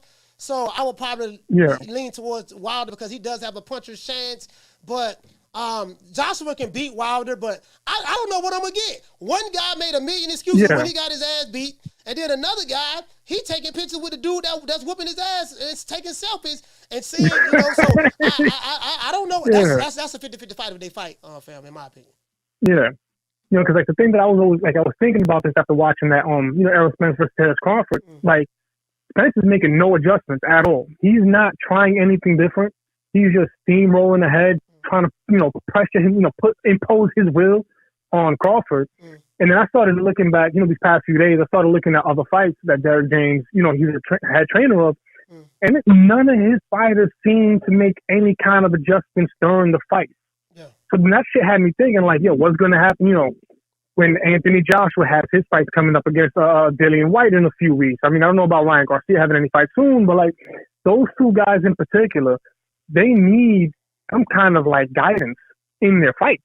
Because if shit don't start going their way, they just get defeated. They don't know what to do with themselves. You see, like, their confidence literally wean out of them every punch they throw, and what they want to do isn't working. All right, I got you, Junior. Shit, I figured I'd bounce I figured I'd ask you, because, I mean, shit, you a boxing mind, dog. I like to fancy myself as somebody who knows boxing. I got other calls. Maybe you had an answer, but I did it. Yeah, but I'm going to holler at you, Coach. Thank you for taking my question, man. All right, salute, fam. Like, you know, I want to see... I want to see Joshua back, but me being a fan of Anthony Joshua, I got to keep it real. I can't say because I'm a fan of him, I'm going to just act like everything Gucci. No, something wrong with that dude. Something wrong with him up here. Like, it's like his heart got snatched out of his chest or something. I don't know what happened to him, man, and I'm not the type of Joshua fan. I got to keep it real. Like, I got to be honest. That's not the same guy. Like, something wrong with that dude. Caller, what's your name? Where you calling from? Stephen, New Haven, Connecticut. Good afternoon, Coach. Stephen, New Haven, Connecticut. Talk to me. First and foremost, I just want to congratulate Terence Crawford for a masterclass performance to solidify himself as the no doubt pound for pound best, 2-time undisputed. Just want to give Spence fans credit who actually take accountability for the loss and don't make excuses. But I have one request from you. If you can be able to tally up the total amount of excuses the Spence fans are making in regard to this fight, I'd love to see the total. I've already counted about 15. I'm trying to see if I can find 30 excuses the Spence fans are making. So if you have the time and wish to do so, I would love to see you. No, I don't have the time. I'm super busy. I don't. I would love to see all the excuses. Well, maybe we can just, maybe I'll take the tally and I'll read them off to you. See if I can get 30 Spence fan excuses on why Spence lost. But listen, if you're with your fighter, you ride or die with your fighter, but take the loss like Spence taking a loss, like a man. Don't make no excuses. That's the thing that's bothering me, all these excuses that I'm seeing. It's ridiculous. Give credit where it's due and just, you know, be like the fighter that you root for. Thanks for your time. All right, shout out to Steven, man, New Hampshire. Yeah, man.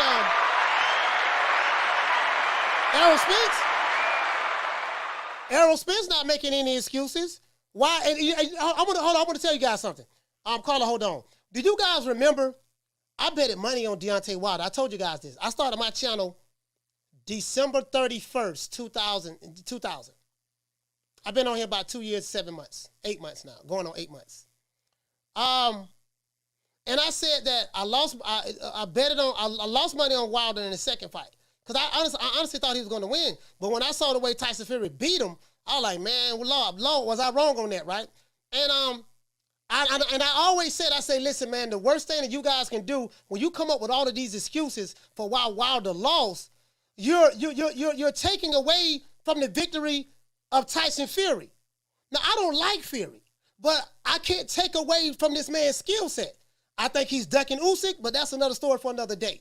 But I said, by you coming up with all these types of excuses and conspiracy theories, you're making Wilder look like a victim.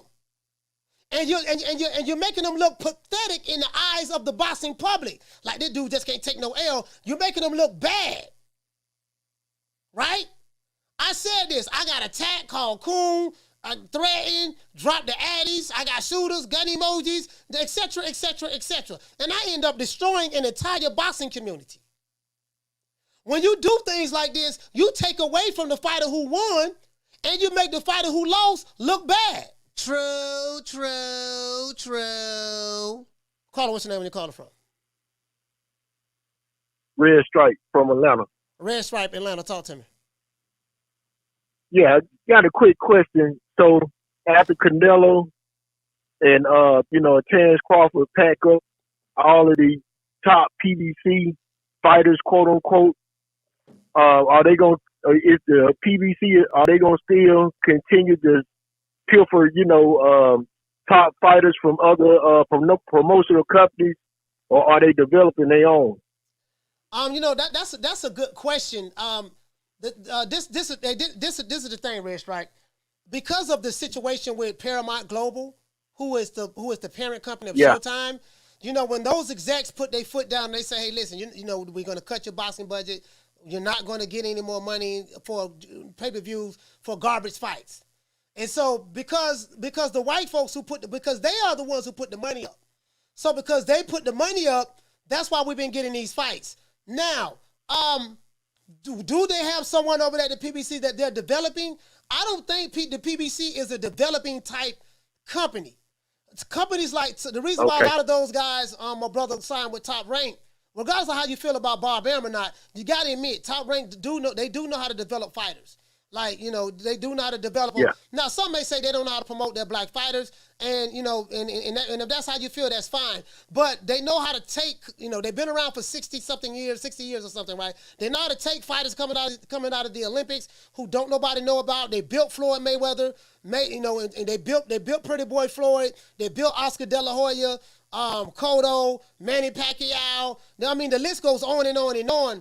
So, but the PBC, they don't look like the type of we know how to build fighters standpoint. They normally get fighters that other companies have built up or had them on their label, and they bring them over there and they just, do their thing with Showtime.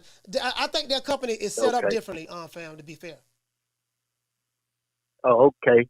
And yeah, that was good analysis on, Deontay Wilder, as a person that grew up in Tuscaloosa, born and raised. I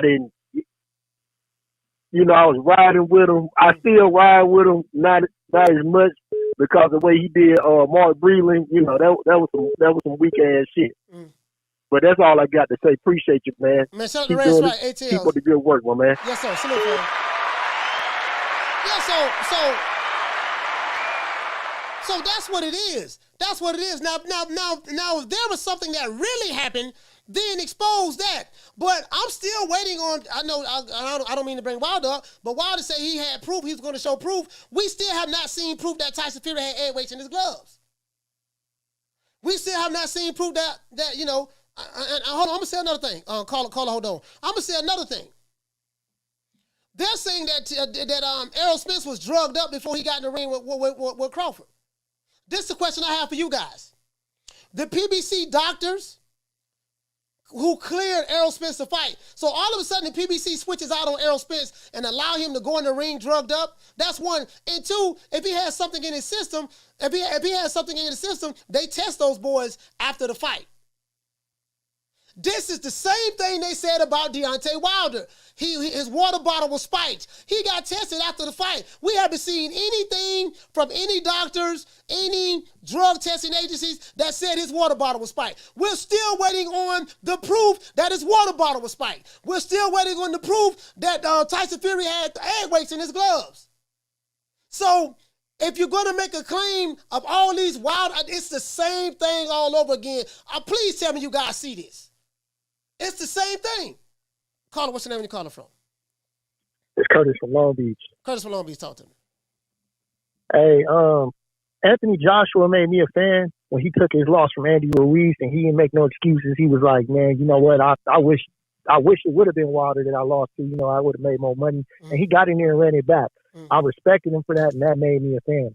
Same thing with Spence. Spence took a hellacious ass whooping. All y'all talking crazy about these doctors and all this other shit. And all Spence said was, even if I had an excuse, I wouldn't give it to y'all. Yeah, you know what I'm saying? So with that being said, Spence made me a fan. And then, you know, he activated another ass whooping. You know what I'm saying? So I'm a fan of Spence now because he took it like a man. And then not only that, he's willing to get in there and run it back. And all y'all talking this bullshit about gloves and drugs and, you know, y'all niggas was crazy for believing in a nigga that got into 2 car accidents, you know, and then wasn't living a lifestyle of a boxer to begin with. You know what I'm saying? So I thought Crawford was going to beat him before the accidents and all that. So I didn't, you know what I mean? Again, Spence took it like a man. Y'all should too. So that's all I got to say. All right, shout out to Curtis from Long Beach.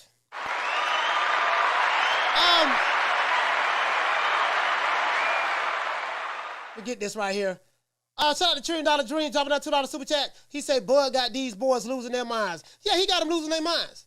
Shout out to, and I'm going to tell you why, because they hated him so much.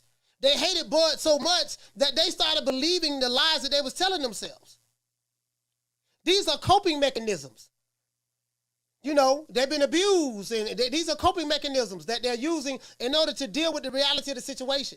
Anything other than I didn't know what I was talking about. Anything other than I was lying on this guy to smirchifying his character in the eyes of the public. Anything but the truth. I'm shout out to $1 Trillion Dreams. Hey, okay. Dropping that half a dub on your boy. He say if you look at DJ's fights, EJ fights just like him. Yeah, I said that yesterday, fam. He say if EJ keeps going, his record will look similar to DJ's record, which is 21-7-7. 21-71. DJ needs other coaches in his camp. He should watch film. Bud versus Boots. DJ is not going to. DJ is too arrogant. Derrick James is an arrogant trainer. He said he don't watch film, stuff like that. He don't need other coaches because what he's been doing has been working for him. What he's been doing has been working for him. So since it's been working for him, you know what I mean? He's not going to do anything different. Derrick James became trainer of the year doing things the way he's doing it now. So why would he, bring in more trainers? And I think the arrogance of Derrick James will not allow him to do that anyways. He's too arrogant. He won't do that.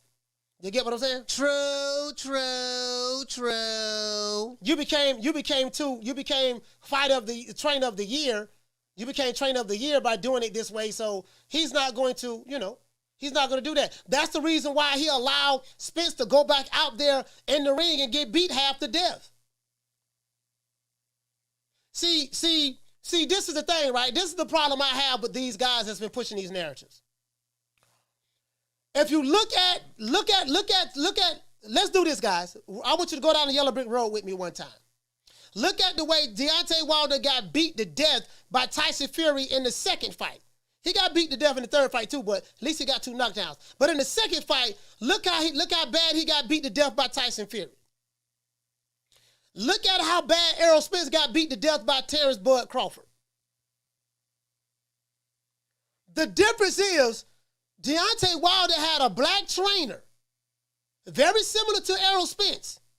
But he had a black trainer that cared so much about him that he said, you know what? Tonight is not my fighter's night. I got to throw the towel in and save him from himself. True. He threw the towel in the 7th round. He got death threats. He got fired. He was called the crab in the bucket He was called a coon, a sellout. The entire LDBC boxing community attacked Mark Breland. And till this day, they have not apologized to him. And Deontay Wilder has not apologized to that man for saving his life. True. If it wasn't for Mark Breland, we probably never would have had a Wilder versus Fury 3. Now, the very same people are now saying that Derrick James should have stopped the fight. Wait a minute. That's strange, because I remember when Wilder was getting beat, very similar to how Errol Spence got knocked down 3 times. Deontay Wilder got dropped twice against Tyson Fury. When Wilder was getting beat, very similar to how Errol Spence is getting beat, you guys said that the trainer shouldn't have threw the towel in. Now these same guys is arguing the opposite side of the coin. Man, he should have threw the towel in, man. Something was wrong with Spence. Something was wrong with him before he got in the ring. Wait a minute, y'all, hold on. Where this coming from? You can't beat these guys. They argue, and I tell you guys time and time again, if they did not have a double standard, they would not have a standard at all. True. You can't make this up. I know these guys like the back of my hand. I studied them. Shout out to Boxing Gym. Hey, okay. Dropping that quarter of a bam dub on your boy. Hey, Leroy. Super chat received. Playtime's over, boy. Boxing Gym say DJ taking 2 big losses this year for 2 big bags. I mean, hey, Boxing Gyms, you get what I'm saying though, fam? Like some of these dudes, bro, like it's the same argument. It's a full revolution. That's what I said. I say it's the Wilder Fury all over again. You got 2 black trainers. One black trainer throw the towel in because his fighter is getting beat half to death. He get called a coon, Uncle Tom sellout, receive death threats. PBC fighter. Another black trainer, PBC fighter, is getting beat to death in the ring. His trainer don't throw the towel in, and that same group is saying, man, he should have threw the towel in, man. Something's wrong with Errol, man. I don't know why he let him take that punishment like that. True.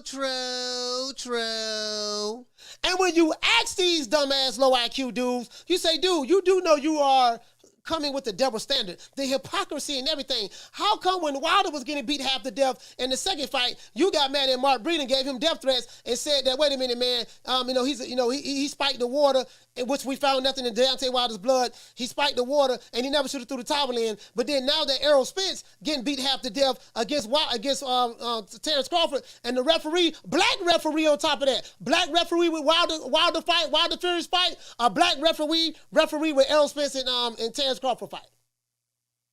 Black trainer.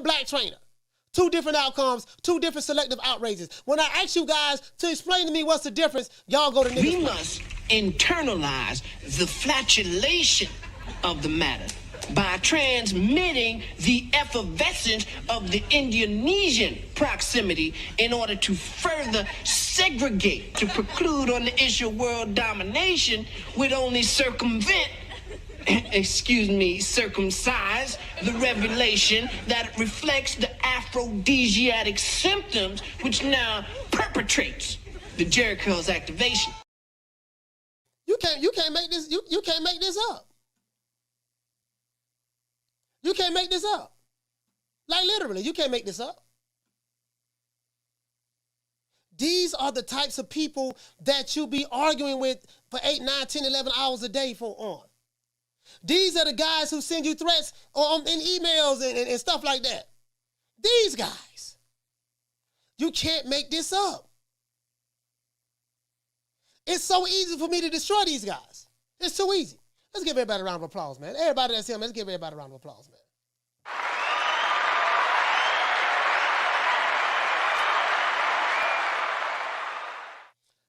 And I'm going to say something else before we wrap up. If you are a boxing fan that's not from America, do not get caught up in the racial politics of Black America. It will only confuse you. Racial double standards, racial hypocrisies, tribalism on the highest level, codes that don't nobody understand. Just stay out of it. It'll only confuse you. Let professionals like myself handle it. I am a pro. Again, because I was a Nation Islam for 25 years. Out of Mosque number 47. R.I.P. to my minister Abdul Kareem Muhammad. Shout out to R.I.P. to brother Rahman Muhammad, another one of my teachers. L5 Captain Curtis, brother B.I. and brother Musain down in Miami. R.I.P. to those brothers. Brother Norman Muhammad out of Detroit. Brother Minister Van used to be over the southern region back in the 90s.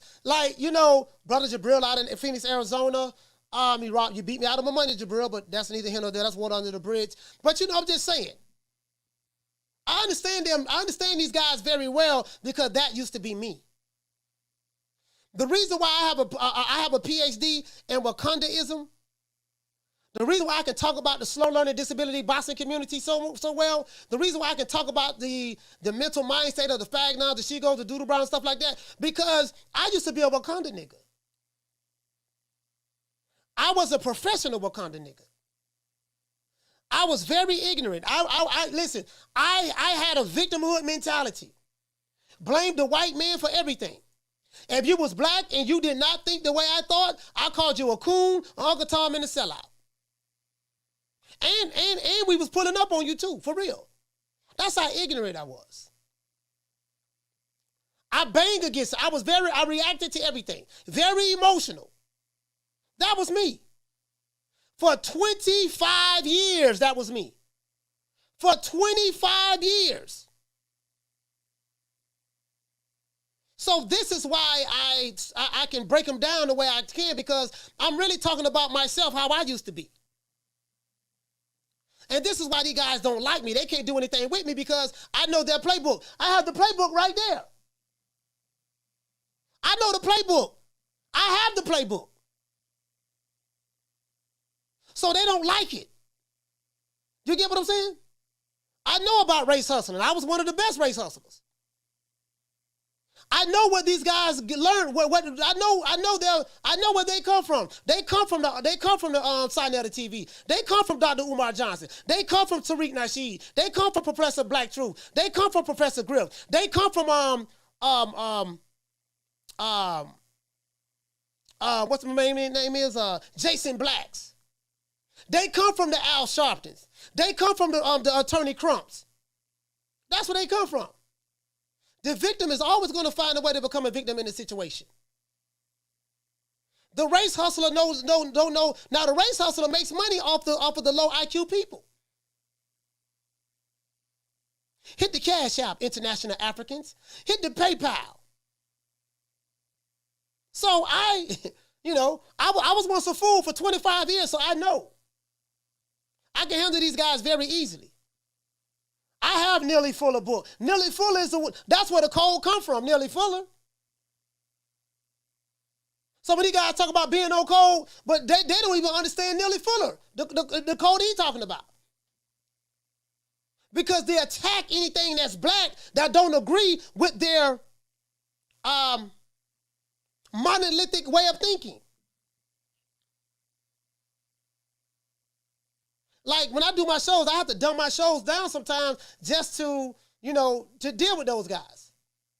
But I'm a very, very bright young man. I promise I'm smarter than the motherfucker. I'm very, very educated. I read a lot of books. I'm a book reader. But not only that, I know how to apply the knowledge to my everyday life. It's one thing to have knowledge, but having knowledge is not good enough. It's the application of knowledge which separates the wheat from the tare. So I don't mind destroying these dudes. It's fun to me. I do this for my entertainment. Anytime I'm called the cool Uncle Tom sellout, I got shooters and stuff like that, it reminds me of me. I do this for my entertainment. I love it. It's entertainment. It's entertaining to me. The fact that I have that much power on a group of broke, deaf, dumb, and blind niggas, the fact that I have dumbass niggas from the Alphabet Boy community, the simple fact that I have that much power on them, over them, that they will follow me every day, take times out of their busy day to follow me, stalk me on Twitter, Instagram, and YouTube, that's very powerful. True, true, true. I'm so good, I gotta pat my damn self on the back. I'm so good, I gotta give myself a round of applause.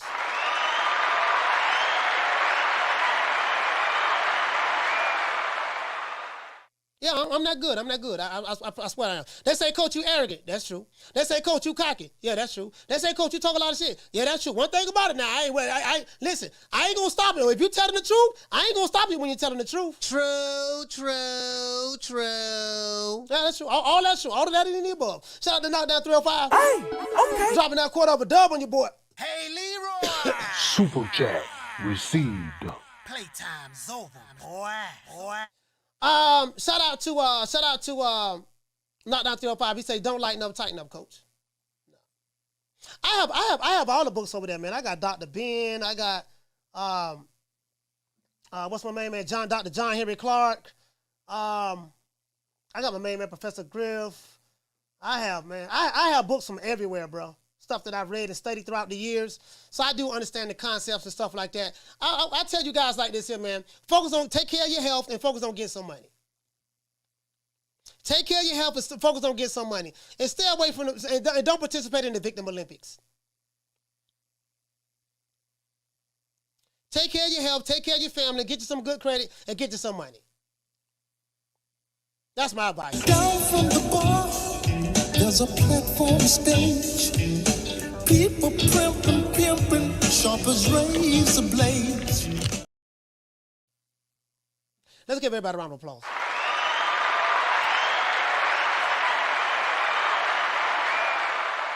Oh, here we go. Let me give everybody a shout out. Shout out to the callers first. Shout out to Vic.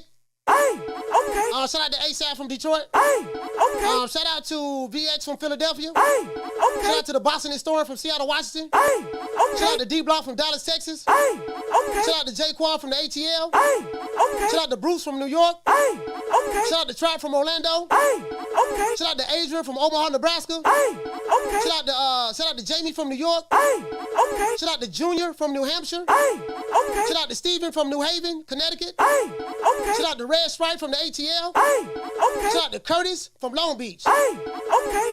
Let's get to the cash apps. Shout out to Jamario. Hey, okay. Shout out to Derek Choice. Hey, okay. Shout out to Abdul Wakil. Hey, okay. Shout out to Solo Dolo. Hey, okay. Shout out to Raphael. Hey, okay. Shout out to the Boxing Gyms Film Study. Hey, okay. Boxing Gym's a bad boy. Y'all please go. Let me tell you something, bro. I learn a lot. Like, I watch him, I learn a lot. I like to watch stuff that I can learn from. I look at the boxing historians, scrapbook boxing, blood boxing, of course, boxing retro, blood boxing retro and blood retro boxing and documentaries, or boxing retro documentaries. I forgot the name of it. Boxing gyms. My man Ring IQ over there, very, very smart guy. Bright boxing minds. Bruce Gas. I'm gonna tell you another guy that's real sharp when it comes to boxing. The boxing historian. He's a very, very bright guy. It's a lot of dudes that's some really, really bright guys. Boxing Wave. It's some sharp dudes out there. Shout out to Gregory. Hey, okay. Shout out to Dante. Hey, okay. Shout out to Mr. Calderon. Hey, okay. Shout out to Town Biz. Hey, okay. Shout out to Dirty Red. Hey, okay. Shout out to who else we have? Shout out to Kefren. Hey, okay. Shout out to it's a bunch of them. I can't name all of the YouTube channels. It's too many for me to name. So if I forget you, please forgive me. Oh yeah, shout out to my main man Major Key too. Hey, okay. Shout out to CJ tight too over there, Goodfella TV. He tight as well. Hey, okay. Shout out to Real Boxing TV. Hey, okay. Shout out to RJ. Hey, okay. Shout out to K-Von. Hey, okay. Shout out to Shad 1419. Hey, okay. Shout out to Steven. Hey, okay. Shout out to Fotex. Hey, okay. Shout out to Jamari. Hey, okay. Shout out to Juan Carlo. Hey, okay. Shout out to Bold and Understanding. Hey, okay. Flex BX. Hey, okay. Shout out to XXX Tanga. Hey, okay. Shout out to J Hub. Hey, okay. Shout out to Sid Smith. Hey, okay. Shout out to Thomas Morris. Hey, okay. Shout out to OJB. Hey, okay. Shout out to $1 Trillion Dreams. Hey, okay. Shout out to Knockdown 305, Dade County's finest. Hey, okay. Let's give all of the callers and all of the super chatters a round of applause.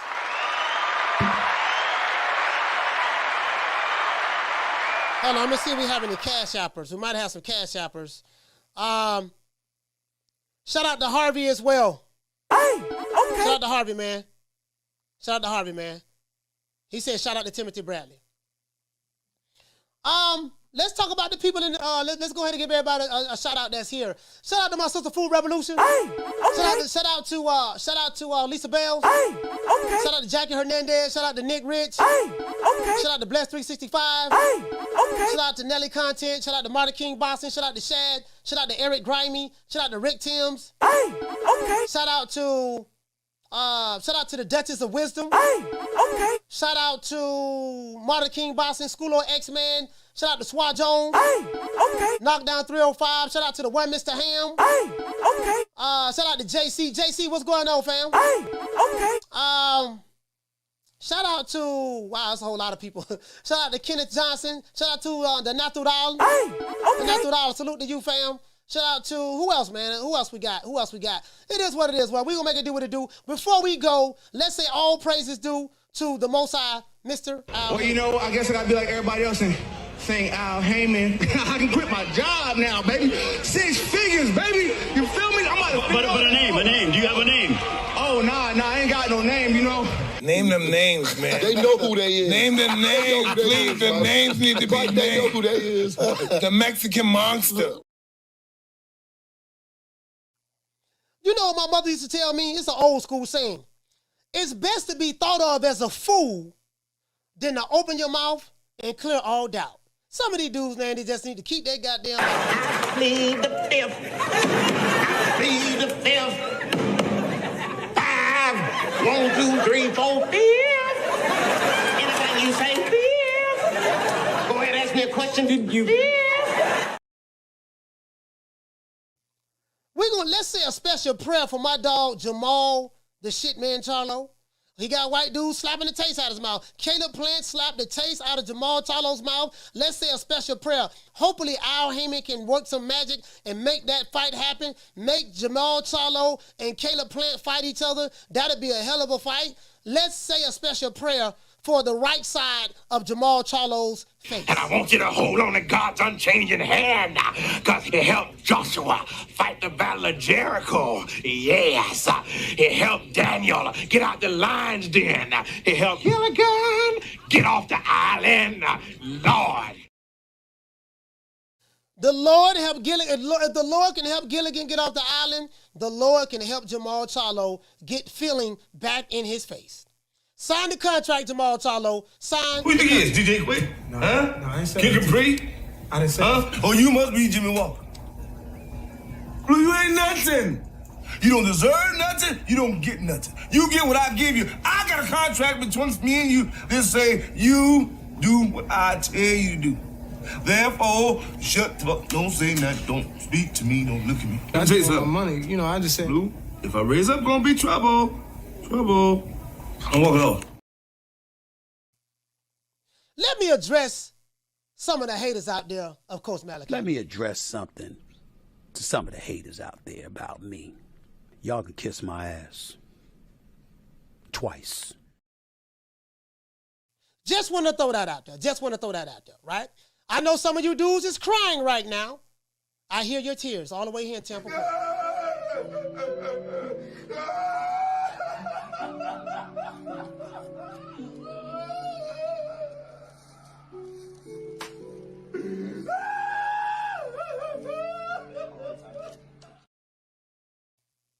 Some of you guys that believe in these conspiracies as to why Errol Spence lost, and you believe in these bullshit Superman stories about your guy and you see he wasn't that, what you thought he was? Apparently, Terence Crawford was tired of it. I am sick of hearing these bullshit Superman stories about the Wassa legendary Bruce Leroy catching bullets with his teeth. Catches bullets with his teeth? Nigga, please. You know, when you get these dudes that be putting on their ski masks behind the keyboard wanting to threaten the nigga, they think they sound like a gangster. When they threaten me, they think they sound all tough and gangster. Like, yeah, nigga, you's a coon, you's a sellout. Nigga, drop the addy. They think they sound like that. But every time I hear them niggas come over here with that bullshit popping that weed, this what they really sound like. Fuck you all rolling up on for, cuz.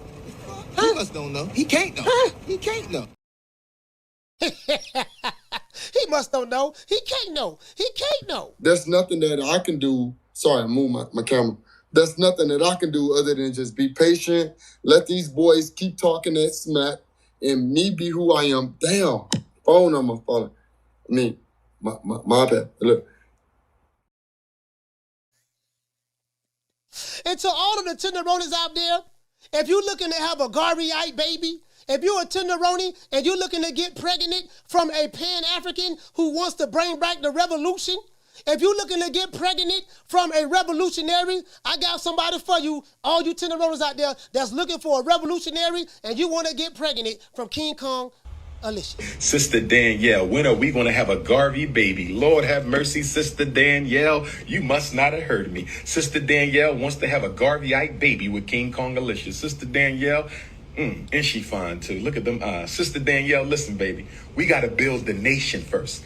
If I give up all my testosterone, I won't have no energy to build the nation. I got to build first, okay? We must build before the back shots. We must handle the business before the back shots. It is consciousness over the cookies. It is politics over the punani. It is revolution over the romance. Sister Danielle wants to have a baby with King Kong Alicia. She fine too. Lord have mercy. Might have triplets. But Sister Danielle, stay focused, my sister. Understand, overstand, and understand that the building, the nation building must come before the back shots. I said the nation building must come before the back shots. Brothers and sisters, we must stay focused. We must stay focused. We got to stay focused on the task at hand. The good news is we ain't got to hear nothing. We ain't got to hear nobody talk about Rocky Marciano. What about Rocky Marciano? Oh, there they go. There they go. Every time I start talking about boxing, a white man got to pull Rocky Marciano out their ass. That's the one. That's the one. Rocky Marciano. Rocky Marciano. Let me tell you something wonderful. Rocky Marciano was good, but compared to Joe Louis, Rocky Marciano ain't shit. He beat Joe Louis's ass. And I tell him time and time again, you ain't got to like it, but you better respect it. Nigga, when my name come up, respect it. Let's go. Stop playing with my fucking name. All three of y'all, stop playing with my name. I ain't gonna say it no more. Put some respect on my name. Before we go, I got to dedicate this to the hate.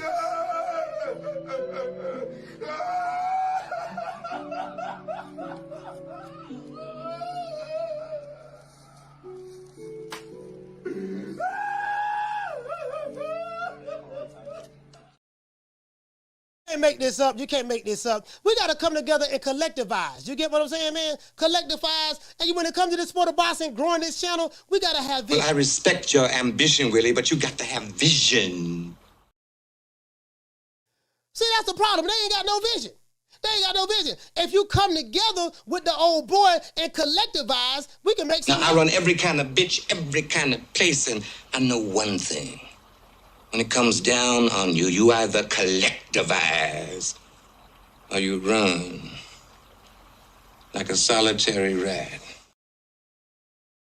Once again, this song is up, of course, Malachi Williams. Shout out to Lisa Bell. Hey, okay. Food Revolution, all of the tenderonis. I think I said all of the tenderonis' name, the Duchess of Wisdom. Hey, you know what I mean? Shout out to Juan Carlo. Shout out to Cooking with Sir Senior. Shout out to Dark Side. Shout out to AI, Marty King Boxing.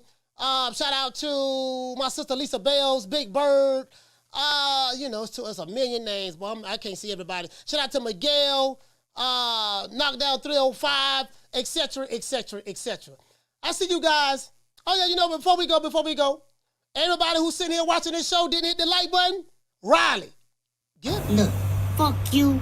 Fuck the plane you flew in on. Fuck them shoes. Fuck the socks with the bell on it. Fuck them cheap ass cigars. Fuck your yuck mouth teeth. Fuck your hairpiece. Fuck your chocolate. Fuck Guy Ritchie. Fuck Prince William. Fuck the Queen. This is America. My president is black and my Lambo is blue, nigga. Now get the fuck out my hotel room. And if I see you in the street, I'm slapping the shit out of you. And let's give a special shout out to my dog, Booger Ray Leonard, and Eddie, the Hitman Hearn. Sunshine when Tank's gone. I'll smack the shit out of him in front of everybody. Only dark times for you. I mean, just throw Haney's name in the hat. There is no fucking hat. Ain't no sunshine when Tank's gone. I don't play them type of games. Leonard Ellaby, why you always talking about me?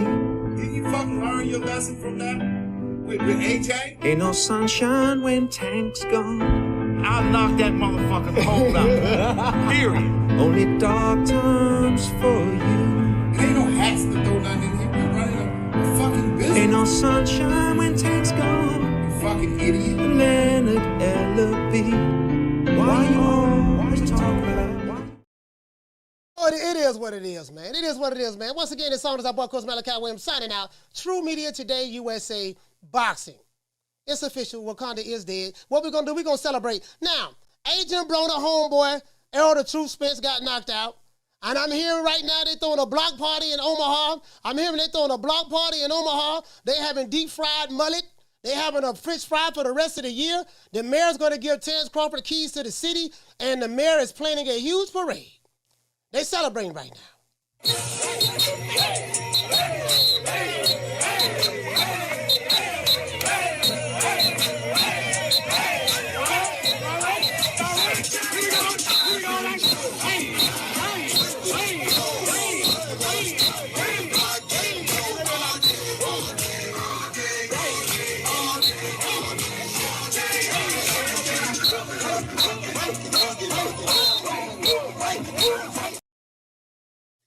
I'll see you guys tomorrow, 3 o'clock Eastern Standard Time. Be on the lookout for that video that's dropping at 12. You know my motto, don't meet me there, beat me there.